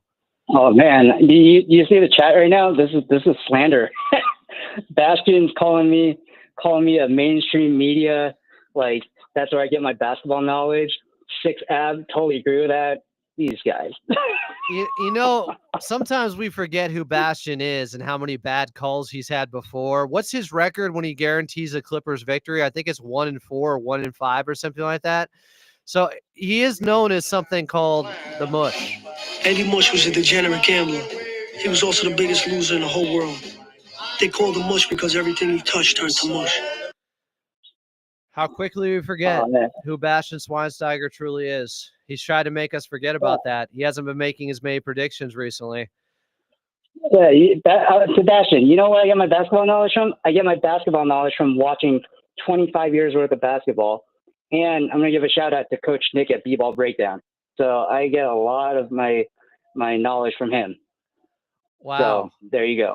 Other people apparently, Jonathan, have blocked him in the chat. Ray said, I blocked Bastion months ago, so I only see people reacting to his takes. Is that the? I mean, multiple times. I don't block him because I'm. Yeah. Go for it. Remember, multiple times he said, if I'm wrong about this, you can block me. You can ban me from the channel if I'm wrong about this prediction. And multiple times where he said he'd never come back, he came back anyways when he was wrong. So Bastion, and now he won't even call in because he doesn't want the smoke. I told him pull up 877-520-1150, but apparently he can't figure it out from his Canadian phone booth. Hey, Bastion, you know who else hates Harden's play style? Dime dropper. That dude hates Harden with a passion with how he plays. Well, and So I'm defending Harden against Dime Dropper all the time. He's saying I'm slandering him. I defend James Harden. I've talked about this with BJ Matthews recently on the show. I even said, like, look at him when he's on the court versus off. They're 5 points better per 100 possessions and offensive rating with him on the floor.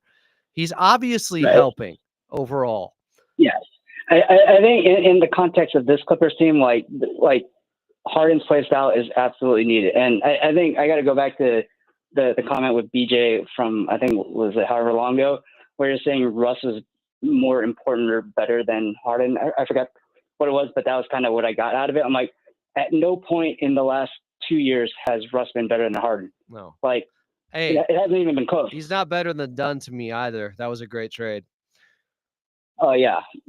I agree. I think Russ needs the entire situation to be perfect for him to fit in versus Dunn is just which plug is and play. insane to do with a 35, 36-year-old to make sure that you're catering to him just to make him work with different lineups because of his lack of shooting. Yep. No, I agree. And you know what's crazy? As good as people have told me he's playing in Denver, and I've seen it at times, he's definitely fit at times. He's also playing next to Nikola Jokic, who seems to be able to make anything work. As good as he is, their offensive rating and defensive rating are both better when he's off the floor. Yeah. I think Russ is mercurial at best at times, especially now. And Russ's off-ball defense is never that great. He always gets caught ball watching, loses his guy, gets back cut to death.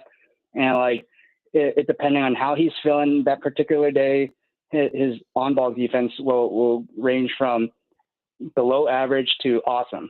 And his offense will come and go with how he's feeling, and then also all the smoked layups too. Like that's it's a turnover. It's basically a turnover, and the team's going to score 95% of the time. Yeah, it is a live ball turnover. Yeah.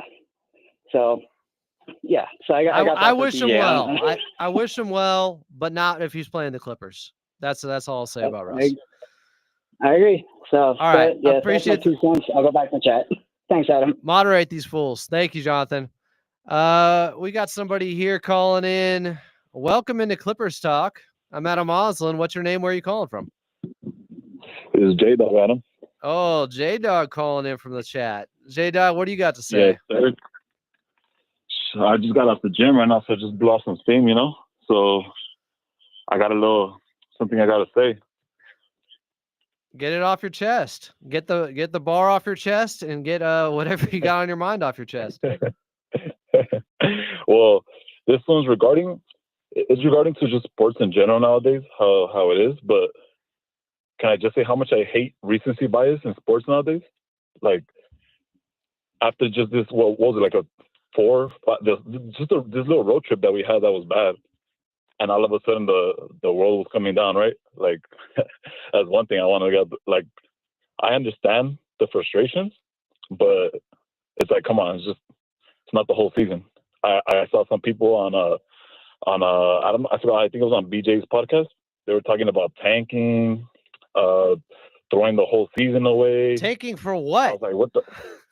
To give OKC a better pick? I was like, what the heck? Like, what are we talking about? Like, that's just one I thing heard a guy on, and I love BJ's podcast, The Pull Up. But yesterday I was listening, and somebody said, why aren't we playing Kai Jones and Kevin Porter Jr.? And I'm like, bro, they're not on the team.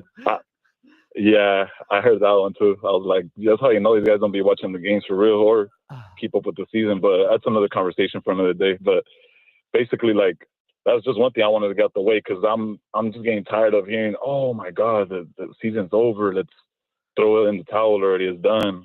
Like what? It's just it's an away game of like what did we expect to come out? What 7-0 in that stretch?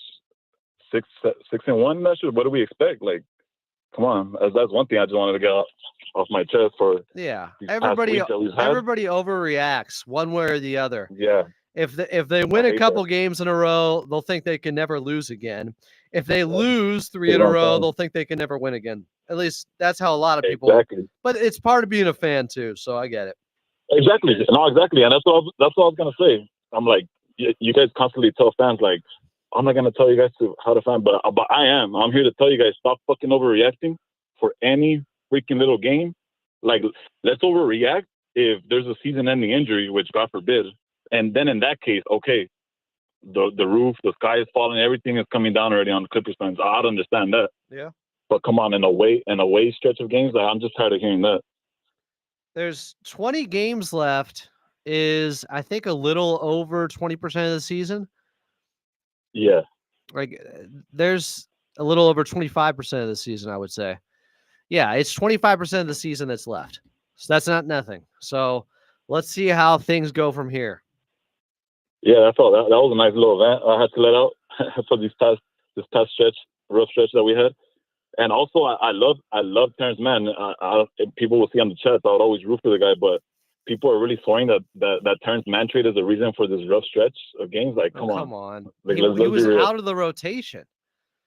Yeah, and T-Man was not going to make a difference in any of these games. Let's be real. Like, to the point where we could say, oh, yeah, we should have kept T-Man. He was going to drop a 30 ball versus the Lakers and get us with the win. Like, come on. That's not realistic. I love Terrence Mann. He's an all-time Clippers legend. When was the last time he had 23 points in the game like Bogey just had? I have that on my notes right here as well. Like you said it yesterday. You said it yesterday. When was the last time T-Man dropped 23 casually? Like, and in the clutch, a lot of those buckets, not majority of them, but a lot of the buckets were in the clutch that he was making. Yeah. That step back fall away, that was the dagger to put him up by 10. That put the game away. Yep. I guess to answer my question here, he had 24 the final game of last season in a 116-105 loss to the Houston Rockets. To be exact, when Terrence Mann did something like that. But they need Bogey's scoring. They have other guys that can do a lot of what Terrence Mann does. Yep. The Hawks didn't. Yep. It makes sense. It's a good trade. The Clippers got 3 seconds, and Bogey's contract is off the books after next season, so they'll have even more money summer of 2026. Exactly. And what people don't get, people are bringing up the KPJ plus, which I understand. Trust me, I said the same thing. We do need a little bit of scoring power off the bench, but Bogey, people are failing to realize that just because of the bad stretch of games that he's had so far, but once he catches form, people are going to realize that Bogey is a 10 times better version of KPJ and more secure with the ball and a little bit less boneheaded plays, you want to say? Yeah. So when he comes back into his form and everything goes back to normal, hopefully everything goes good. Bogey is like a 10 times better version of KPJ. And don't get me wrong, I love KPJ. I don't know if you guys would always see in the comments as well in the chat. I would always be KPJ truthers, but to a point. But no, yeah, that people fail to realize that that goes back to my point of recency bias. Like, they're going based off the recent results, the recency bias, instead of looking at it in the long run as in, like, once Bogey catches stride, it's going to be trouble. We get Norman Powell back, and then come on, healthy teams. We're back in those talks, and we're going to hear people talking again about championship talks, deep playoff runs. I'm telling you, Adam, I know how it goes. I called it this. I didn't even want to say it in the chat. When people were bashing Harden, I was like, he's going to pull out a win for us. He's going to come in the clutch. He's going to drop a big old, he's going to come back. I said a big bounce back game. Sure enough, that's what he did. And we're back in good graces. You know how it is. Good stuff, J-Dog. Appreciate you, man. I'm with you. Somebody in the chat said, Mark Jag said they're going to win 10 in a row, I think. If that happens, there will be talk of the Clippers and if they can win a championship this season by the same people who said the season was over just yesterday. Exactly. All right. Exactly. That's all I got to say today, Adam. Today I did have a little bit of venting just due to the rough the rough stretch of games that we've had. That's all I had to say, though. It's a good place to vent. Love it, J-Dog. Thanks for calling in. Thank you. Yes, sir. You got it. We got another call here. I think I know who this might be. Welcome into Clippers Talk. I'm Adam Auslund. What's your name? Where are you calling from? Oh, wait. Back one more give in. You already know what it is, Adam Baum. Oh, wait. We back here. I meant to call you last night, man. Shit. We won. Woo! And it was a good win. Boy, we ain't win against some sorry layover team. We won against what? One of the hottest teams since the comeback from the All-Star game. Yeah, y'all gave me a reason to talk shit out here in Michigan. Let's go. Woo! Clayvon is back, and he's hyped. Clayvon, let him know. Hey, Adam, what you saw last night, first and foremost, hey, I'd like to shout out to my boy from Georgia. You know what I'm saying? I love listening to what he has to say. And my boy J-Dog, man, y'all come on here, and y'all be dropping gems. Keep dropping them gems, baby. Woo! Jay in Georgia. Jay in Georgia. Hey, Jay and J-Dog, man, y'all keep it up, man. I like what y'all have to say, man. Yeah, you guys put in, you guys definitely put in some golden views on the game, and I think it's real productive. I really enjoy listening to them, man. Hearing you guys go back and forth and build together, I think that's real clip talk. You know what I'm saying? That's productive, is what that is. Man, I'm telling you, because what's my man Sebastian and out there hating, man. Don't be mad at them terrorists and shit, dog. Calm down, man. You know, you on the other side of the lake, on the other side of the pond. You dig what I'm saying? Don't be getting mad like Trey doing them because them terrorists and shit. Hey, we over here, hey, we hurting from them too. You dig, man? Don't take that out on us, though. All right? It's cliff talk, man. This ain't Trey do. This ain't Trump talk. All right? Keep all that. Hey, that ain't nothing but clout chasing in the board. That's all that is. You know what I'm saying? Shit, he ain't gonna pop out like you said. He ain't gonna pop out. All right. He ain't trying to call in. Stick with the sports takes here, Clayvon. You were scaring me there for a second. Oh, no. You know, we have to let them know, man. It's clip talk, baby. You know what I'm saying? Hey, you saw that chemistry, though? That's what they needed. They needed that chemistry the other night, man. It was beautiful. That's what it was. We have the talent. We've always had the talent. Besides all of those haters that want to bash on Harden, let me tell you something. We want to be in the situation we in without James Harden, okay? And understandably, he had these off games. He was still averaging like 15 assists even when his game was off, okay? What you saying? When Kawhi Leonard is in, one of the things that I noticed that he does is he stops being so ball dominant, and he starts even when he's missing his shots or what have you. He's not so much ball dominant because he's trying to get Kawhi back in the game. I've seen that. I've seen him pass up on shots and pass it to Kawhi. All right, because what it is building up. Once again, I'm always gonna say it's building up that confidence. When he passes that ball more often and he doesn't have to play as hard, he's trying to get Kawhi back into the rhythm. All of that stuff is chemistry. Period. You don't have KPJs out there just shooting and putting up contested hero ball shots. All that was trash, man. I couldn't stand that shit. I'm like, man, what you doing? He'll show signs of being great, and then he'll just do some goofy shit, and it's like, no, it's not time for that. All right? It's not time for hero ball. It's time for some good, like when you look at OKC, right? OKC has very good chemistry. That's why, and they have shooters that can drop the ball in, just like we do. All right? We have great shooters. We have, look, I'm always going to go for our favorite Frenchman, Nico Batum, because, man, he be coming in clutch. He don't do too much. You crazy, man. Nico be coming in, getting them key blocks. All right, he plays his role so great. I'm so glad we picked up Nico, man. I was sick when we traded him. All right, man, what y'all doing, man? What the hell? Nico Batum is a secret weapon, especially, I feel like, in a playoff game. Yep. Why? Because don't nobody see it coming. They underestimate him, and he come in, and he getting rebounds, he blocking shots. All right, hey, you don't have to come in and be Nico Batum and put up 20 points. You come in there when it's your time and you play off the bench, or even if you start, didn't he start last night? He did start last night, and I love the move. Man, he did a damn good job, man. That's what I'm saying. See, look, what we have right now is a certain situation, all right? And within this situation, a lot of teams end up falling out later on in the season or in the playoffs because they run into these issues and a clutch time. Right now, we still got 20 games left, right? We still got time, right? And we ran into a situation where we have to depend on our bench, giving them that amount of time to come in and gain that confidence and build up that chemistry. Because you got to think, we got a lot of new players. And one of the main issues is learning how to play off of each other, right? And then even when you're playing off of each other, when you have, what did B. Shaw say? He said, people with their, put your own accolades aside, right?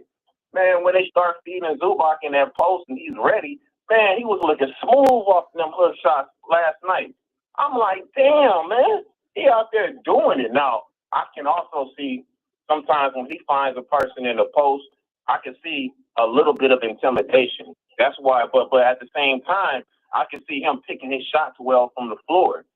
You know, once he deals with a stronger big man, I noticed that what he likes to do is he backs off a little bit on defense, right? And it's good because what was that against the Phoenix Suns? He had all those fouls early in the game. So what he recognizes is now he's at veteran status, and so he starts making these wise plays, and he starts figuring out how he can play the stronger man, and he puts up more hook shots. He puts up these floaters, and it looks pretty, all right.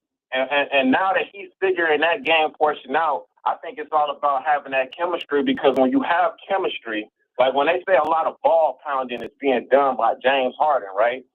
It's because he doesn't have it. Look, considering the lineup that's in, that means that he doesn't have anybody that he can feel is ready to take the weight on their shoulders and actually make a clutch shot or have the confidence to do it. That's why I noticed there's a lot of ball pounding, because he's like, damn, you put him in a situation where he's like, shit, I got to make it myself. You know what I'm saying? Like, damn, I ain't got no choice, because everybody around, I don't see no rotations happening. It's like cats get out there sometimes, they just be like, oh shit, I'm on the floor. All right, I know that this play right here says I gotta go ahead and I gotta stand in this position. I don't see nobody taking the initiative to move. You see somebody getting double teamed, why the hell they gotta say something? You see them go over there and offer some kind of assistance so they can pass the ball. Hold on just a minute, Adam. Hold on just a second. He's putting me on hold? Hold on. We got another caller here. Clavon, you hold on. Welcome into Clipper Stock. I'm Adam Auslund. What's your name? Where are you calling from? Hey, what's up, Adam? Calling from Miami. My name G. G from Miami? Yeah, G from Miami. I've been listening to you for quite a while. Started at the beginning of the season. Like, basically, I started listening to you during the off season, and I like your content and what you bring out. Oh, appreciate it. I got a few things I want to say. So I know a lot of people been, on the Clippers very heavy, because of the losses they had. But we gotta understand that we just put this team together. It's just like last year when we got James Harden, and Ty Lue said they're gonna take about 10 games to, get everybody on one accord. You remember the panic when they started? G, you remember the panic when they started 0-5 with James Harden? Exactly. Even when we got Russ, you remember when they went 0-6? Yep. You know what I'm saying? Then everything started to click. So, even though we had these losses, especially against the Suns, I was like, it's about what you could take for the game. Yeah, they blow the 23-point lead, but why did they blow the 20? The reason why they've been losing these games in the fourth quarter, because we don't have an identity based on who we want to go to in the fourth quarter. Last night gave us an identity. James Harden over dribble. He took the right shot. He even gave the ball to Bogey, so Bogey could be able to get in the pick and roll. And that's another thing I've seen that Ty Lue could build off on by letting Bogey get the ball sometimes when he's going with that second unit. Because even in that second unit against Phoenix, because remember in the second quarter, that'd be killing the Clippers. And Bogey, he was playing well with Zubac, and he also played well yesterday with the second unit. And that was able to keep the Clippers up the flow So when we get into the third quarter, because a lot of our third quarter, we go back and forth with teams. Defense don't always be consistent. We kind of go back and forth, but lately we've been a little more consistent in the third quarter. And fourth quarter, we always play good in the fourth quarter, but we shoot the ball bad in the fourth quarter due to the inconsistency of the lack of continuity of who we want to go to. Because we just get Kawhi back. You know what I'm saying? We trying to implement him back. It's not that James Harden can't play with Kawhi. It's just that Kawhi trying to get his rhythm back, and by him trying to get his rhythm back is about like, okay, James Harden, we need you to like now be the initiator. You know, feed the right people the ball. So I looked at that Phoenix loss. I said, this is a good loss because it's going to be good for the coaches to get more on James Harden. And say, look, when we got the matchup, the mismatch with Zubac, give him the ball. You know what I'm saying? Let him cook because the night is his night. And then when the ball come back to you, be aggressive. You know what I'm saying? So I think last night, as James Harden came out aggressive, he set the tone, and everybody fed off his energy, and that's why they was able to pull out the victory. And they only gonna go up from here because they start. What I always say is it's not when you start losing. It's when you no. I'm sorry. I'm gonna take it back. To me, I look at it like this. These are good losses because when they start to finally get it together, there'll be people at the right time going into the playoff. So I do not count them out. I still got them winning it all. I don't fear no team in the West. I feel like they got all the pieces to get to the championship. It's all about just getting healthy. It don't matter what seed they fall in. They fall in the 8th seed, the 7th seed, the 6th seed, the 5th seed. It don't matter. As long as they healthy, because if you go back and look at Dallas last year, they struggled with a lot of injuries. And then after the All-Star break, they still kind of struggled a little bit, and then they started to get healthy, and then they made that run. You know, so even you go to year after that, you know, who I can't recall right now who went to the championship the year after that. But if you look at the teams that I think it wasn't Denver. What year? What year are you talking? What year? Not last year was Dallas. The year after that I think it was Denver. It was Denver. Was it Denver? They beat Miami. It was Denver. Yeah, they beat Miami. Even with Denver, they had a slow start because when Jamal Murray is coming back off an injury, you know what I'm saying? So they had to implement, but they clicked at the right time, right after the All-Star break, and they started to find their rhythm. So the Clippers is going through a little bumps and bruise, but once they start to get healthy, like I said, they in the right month to get right, which is March. And last year they ripped off they were like 30-6. I could see them doing the same thing and more and carrying that into the playoffs. Because I say once the Clippers get into the playoffs and they healthy, all bets is off. Nobody want to see them. So I like where they going at it. I see the continuity start to come together. I see Bogey starting to find his rhythm, and I see how Ty Lue need to play him. And once Ben Simmons get healthy, he find his rhythm. We're gonna be fine.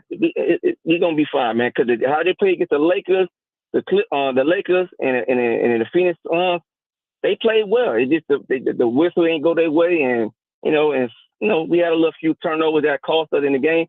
But that's a growth for James Harden. For James Harden to go back and look at tape, and that's what Ty Lue to get on him. Be like, hey, James Harden, no over dribbling. Give Zubac the ball. You see the matchup, give it to him. So Ty Lue just got to just implement that when he called timeout. That just not call timeout when the team going to run. Just cool out down. I mean, let them know, hey. I'm encouraged by what the coaches are saying, by what happened pregame and what happened postgame. Between the Brian Shaw audio we played and then Coach Lue postgame audio, they know how this offense needs to go for them to be at their best. They're saying the right things. Exactly. Yeah, they are. That's why I feel confident, because every time we have a loss, I can't wait till the next day comes so I can hear Ty Lue clip, or unless you able to play that same day, that same night. And when I hear him talk, I listen to all the ones that are able to talk. Now I hear what they saying. I'm like, okay, they thinking what I'm thinking. So we all on the same frequency. We all thinking the same thing. So that's good. So all they got to do is collectively, put these thoughts together and go out there and perform on a high level. So I like the way James Harden played.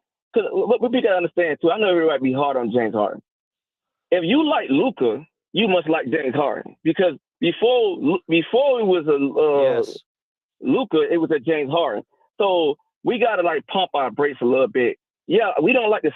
I know some people don't like his style, but that style helped you win the game that you need to win, like it helped us win last night. That it helped the Clippers to get where they at today. You get what I'm saying? Without our best player, Kawhi, you know. So when Kawhi get his footage back under him, as like he did when he was in Toronto. So if you go look at that Toronto team, even though that was like the number 2 seed, but that team was already put together well good. All Kawhi had to do come in and just bring his presence. The Clippers are already well built. It's just that injuries kind of like set us back a little bit. But once we get healthy, then we're able to take that, you know what I'm saying, reach that goal that we are striving to reach. So James Harden doing well, man. I like the way he played. I just need him to just you know, slow it down with the too much dribbling. You know, just get into it. Like yesterday, he was getting too quick. And I was like, this is how James Harden got to play.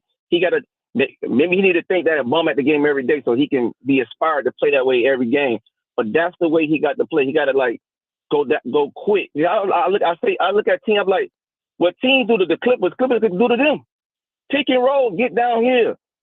You know, just be aggressive. You just got to be aggressive. That's all teams do. Every team do the same thing with the Clippers. Yeah. Pick and roll, get the fast break, run fast. Clippers just got to just, and I know that's why Kawhi be like, we got to pick up the pace. We got to have space. The older have space, we need to get the ball at the rim and push it out. And I understand that's what Ben Simmons was brought there for, but unfortunately he's not there right now. James Harden is going to have to just, you know, be that. He been doing that the last 2 games. The last 2 games, I see him been playing a little more faster. Gee, good phone call. Don't make it your last, okay? Appreciate it, my bro. I'm not. I appreciate it, man. Thank you for taking my call, man. Enjoy the rest of your day. G from Miami there on Clippers Talk. 877-520-1150. We got somebody else, mystery caller here. It's not Clavon, I don't think, unless he picked up his burner phone and called back in on the other line. Who's this? Where are you calling from? What's your name? Hey, it's Jeremy from Kansas again, man. I'm sorry. Before you end the show, I just wanted to come in and just give a little props to Zubac, man, because I'm not going to lie to you, Adam. I've definitely, over the past couple of years, I've definitely been, not a Zubac hater, but I've been a little bit skeptical about his game. But over the past year and a half, 2 years, man, it just goes to the point that you've been saying, bro. Like, it's just undeniable that they need to start getting him the ball. I mean, if you just look over the last 5 games he's had, over the last 5 games, last night, 22 points. The game before, 35 points. The game before that, 12 points. The other game before that, 27. And the other game before that was 10. But if you look deeper into those games, man, he's shooting 50% all of those games. And what you realize, man, is the games where he scored only 12 and 10 points, he got under 10 shots. Yep. And I just feel like it goes to, like I said, to the point that you've been saying is like, honestly, bro, if they just get him the ball at like a minimum of 15 to 20 times a game and just let him, you know, do his thing in the paint, whether it's like a little hook or something, bro, I would love to just see that on a consistent basis because it would just help us entirely more than just a heavily contested, you know, James Harden step back 3. And obviously I came on here earlier praising James Harden, you know, giving him his flowers, but man, it's like, when, you know, that 3-ball, that step off 3 ain't hitting, man, it looks really, really bad. And last night was obviously a case where, you know, that wasn't the case, but it's just like, yeah, bro, it's just bad when you look at the actual numbers for Zoo. Like when you see he's only getting under 10 shots a game, but he's still shooting, he's still shooting 55% that game. And then the game where he only had, 8 field goal attempts, he shot 62% that game. So it's like, I mean, I don't know. I just feel like they need he's obviously the most efficient, player on the team, I'd say, just going back to what Brian Shaw said. So, yeah, I just got to come give Zoo his props because obviously I'm a diehard Clippers fan, so I'm not going to just, completely shit on a player, even though he's on my team. I'm going to be pretty objective. But over the last couple of years, man, Zoo's improvement needs to be discussed a little bit more because I will say one thing that I was very critical of him on was just, his hands. His pick and roll, I don't know, bro. It's just gotten a lot better where he can pass out of the pick and roll a lot easier. He can even take a dribble or two and just make a play off that. So, and he's, obviously catching the ball a lot better, which was honestly my biggest flaw with him. So I'm sorry for rambling. I just wanted to give Zoo his props because, Goodness, I've been looking at the numbers this season and just looking at how every season has occurred, and he's just gotten more and more better, more and more efficient, and just a better basketball player overall. Like his hands, I just can't believe how better his hands were. Like I really didn't think he could be a center on a championship, contending team. Now, whether you want to argue we're a championship team, whatever the case is, when Kawhi's on, we are. But I think he could really be the defensive anchor for a championship team, no matter where he goes. Oh yeah. So, yeah, man, I just wanted to come on there and just give him his props because, like I said, I would have been one of those people in the chat a while ago, like probably not this season, but like maybe a season or two ago, talking about like Zeus is we gotta, we might have to trade him, but now he literally might be our most valuable asset. I mean, when you consider everything, when you consider his age and his production and just how it's absurd, like how insanely better he's gotten, and I just got to give him his props. They could get more for Zoo than trading any other player on this Clippers team. They could get the most for Zoo, and to bring it back to go ahead, Jeremy. Go ahead. Okay, my fault. I was just gonna say I was thinking about Norm too, like what his value would be, but it's just like you look at Zoo and you could see him doing that, on any other team in the league, no matter where he goes. Norman Powell, you could probably still get a lot for him, but it just, if he goes to a different team like the Celtics, for example, obviously his role is going to be a little bit diminished, so his value probably isn't going to be that high. But yeah, Zoo, man, just like you said, just everything he brings to the team, including his age, it's just, he's easily the most valuable asset. I really wonder like what we could get for him, because I don't know if you've seen recently, Don Dropper, he was talking about potentially, wanting to trade Zubac just if they're not going to really get him the ball that much and add him to the offense consistently. It would make sense to trade him. I was just wondering what we could even get for him. Not saying that I want. Thing is, he's only 28. So even if you think that the Clippers are 2 years away, I would still hold on to that guy because he'd still be in his prime then at 30. Like if he didn't fit their timeline at all and they were so far away from being able to reload, and I don't think they are, they're going to have a ton of cap room, 2026, 2027, they can reload. I don't know. He's too valuable to me and he has so much untapped potential. I would hate to see him thrive anywhere else.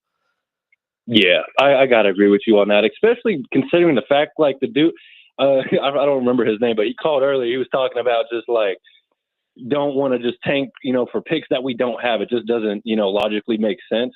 And honestly, Zoo's one of those guys where it's like, if you're going to be in a situation like that, you want him on your team just to have someone to watch. Cause it's like, there's no worse feeling. I feel like if you're a Brooklyn Nets fan, that would just be so terrible having like no player to attach yourself to because you don't know who's going to be on the team in the next couple of years or like, I don't know. I just feel like that's the worst feeling as a fan. Like he said, being in no man's land where it's like, you don't know.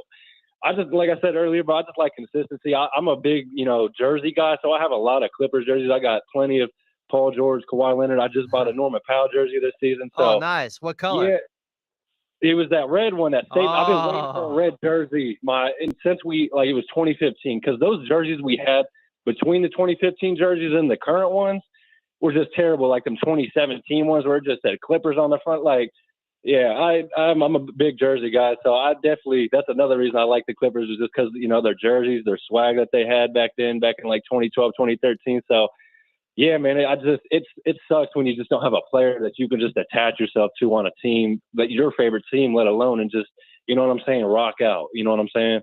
Yeah, I'm with you. I love those red. That's the color I would have gotten. Those new red jerseys are beautiful. Yeah, they are, man. I love that Clippers red, man. Always have, but. Yeah, man. All right, Jeremy. I appreciate you. I appreciate it, man. Thank you. Props to you owning it. Being wrong about Ivica Zubac. Not everyone can own when they're wrong here. Bastion. Sorry. Coughed. Back to Clavon. I know he didn't go anywhere. Clavon. You're back. Hey. You're back. You threw me on hold. Again, man. You threw me on hold, so I went full reversal and threw you on hold. No. Hey, man, I would expect nothing less than Clippers talk. This ain't Clippers weight. You know what I'm saying? Shit, I feel you on that. All right. I can't even hate that. I still got to get home. I got to run some errands. I got to do some stuff. Clavon, unload. You got 2 minutes to rant here. All right, 2 minutes. Let's go. All right, so I feel like right now, all right, the situation that we're dealing with is ideal because if we get all the way, let's say we get into the play-in or something like that, and we run into this situation, your second string, your chemistry is all off, nobody has confidence. We would have to go through these problems right now because when it comes to the playoffs right now, that isn't ideal for James to be able to put up 50 points every game, 35 and things like that. I agree with my man Jay on that.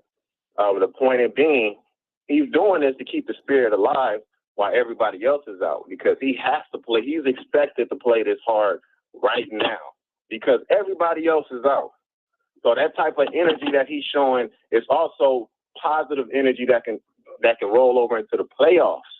But everybody has to be healthy, right? So a lot of major teams, and I'm gonna include it like I told my boy with the Lakers. What do you think would happen if LeBron James or Luka Doncic got injured with a couple of other major players? I can't even think of none right now, right? That will hurt you in the playoffs. You be on a playoff run, now everybody has to recalibrate on the chemistry that they have or that they haven't developed in situations like this. So this is ideal right now for the situation that we're in because it's giving us grit. We lacked grit. We lack that chemistry, all right? Because when I see the ball a lot of the times and they're bringing it up the court, hey, Kobe Brown did a good job. Look, that confidence is building. When they bring it down the court and Jordan Miller is in, one of the things I can see is a hesitation to pass to him, right? Or he passes the rock off quicker, right? Even if he's in an ideal situation, he'll pass the rock off, and then let's say he'll cut to the basket, but nobody else is looking at him anymore. Whoever gave him the ball, he'll be wide open because they haven't developed that chemistry to be able to depend on that individual in the crunch time situation. So it's understandable right now. We got 20 games to get this shit together. We got 20 games, all right? And we can do it. Why? Because they gave us a glimpse of what we need to see last night. Yo, and Bogey, look, man, look, like I said, Harden solo. It looked like Harden solo, all right? It looked like Zubaka. We had my man Bogey, three PO come out there, and we had Dunn Skywalker out there. They was doing it because now they are developing that type of chemistry and not having to depend on the same individuals every time. That's what we need. We need shit like this to push us forward so that if we get into a clutch situation like this and we in the playoffs or something like that, we'll know how to deal with it. Most teams are not going to know how to deal with that. They're not going to be able to step up, and they're going to be on an even bigger platform. And trust me, that confidence is an issue. Yo, let Simmons go ahead and get his shit together. Let him figure it out. All we seeing right now is the development process that is key, is necessary for a roster. Look at the team that we had last year. Look at the roster. Damn, that you don't see too many familiar faces, even after the All-Star game. So what's developing now is we got a lot of great players with great talent. All they're learning now is how to pick up on each other's vibrations and vibes. This is why we're starting to see Zubac get it more. Even though he could have got more than that 35 the other night, that's all right, because now they're starting to have that confidence in him. They're seeing it, and they're passing the rock to him, and we see ideal times. But right now, this is not just about that one player and keeping us out of the play-in. It's about making sure everybody gets out there, even from the second, the third string, and they feel comfortable on the floor. Because if they feel comfortable, they'll start trusting each other. If they start trusting each other, then we got the same type of chemistry that OKC has and shit like that.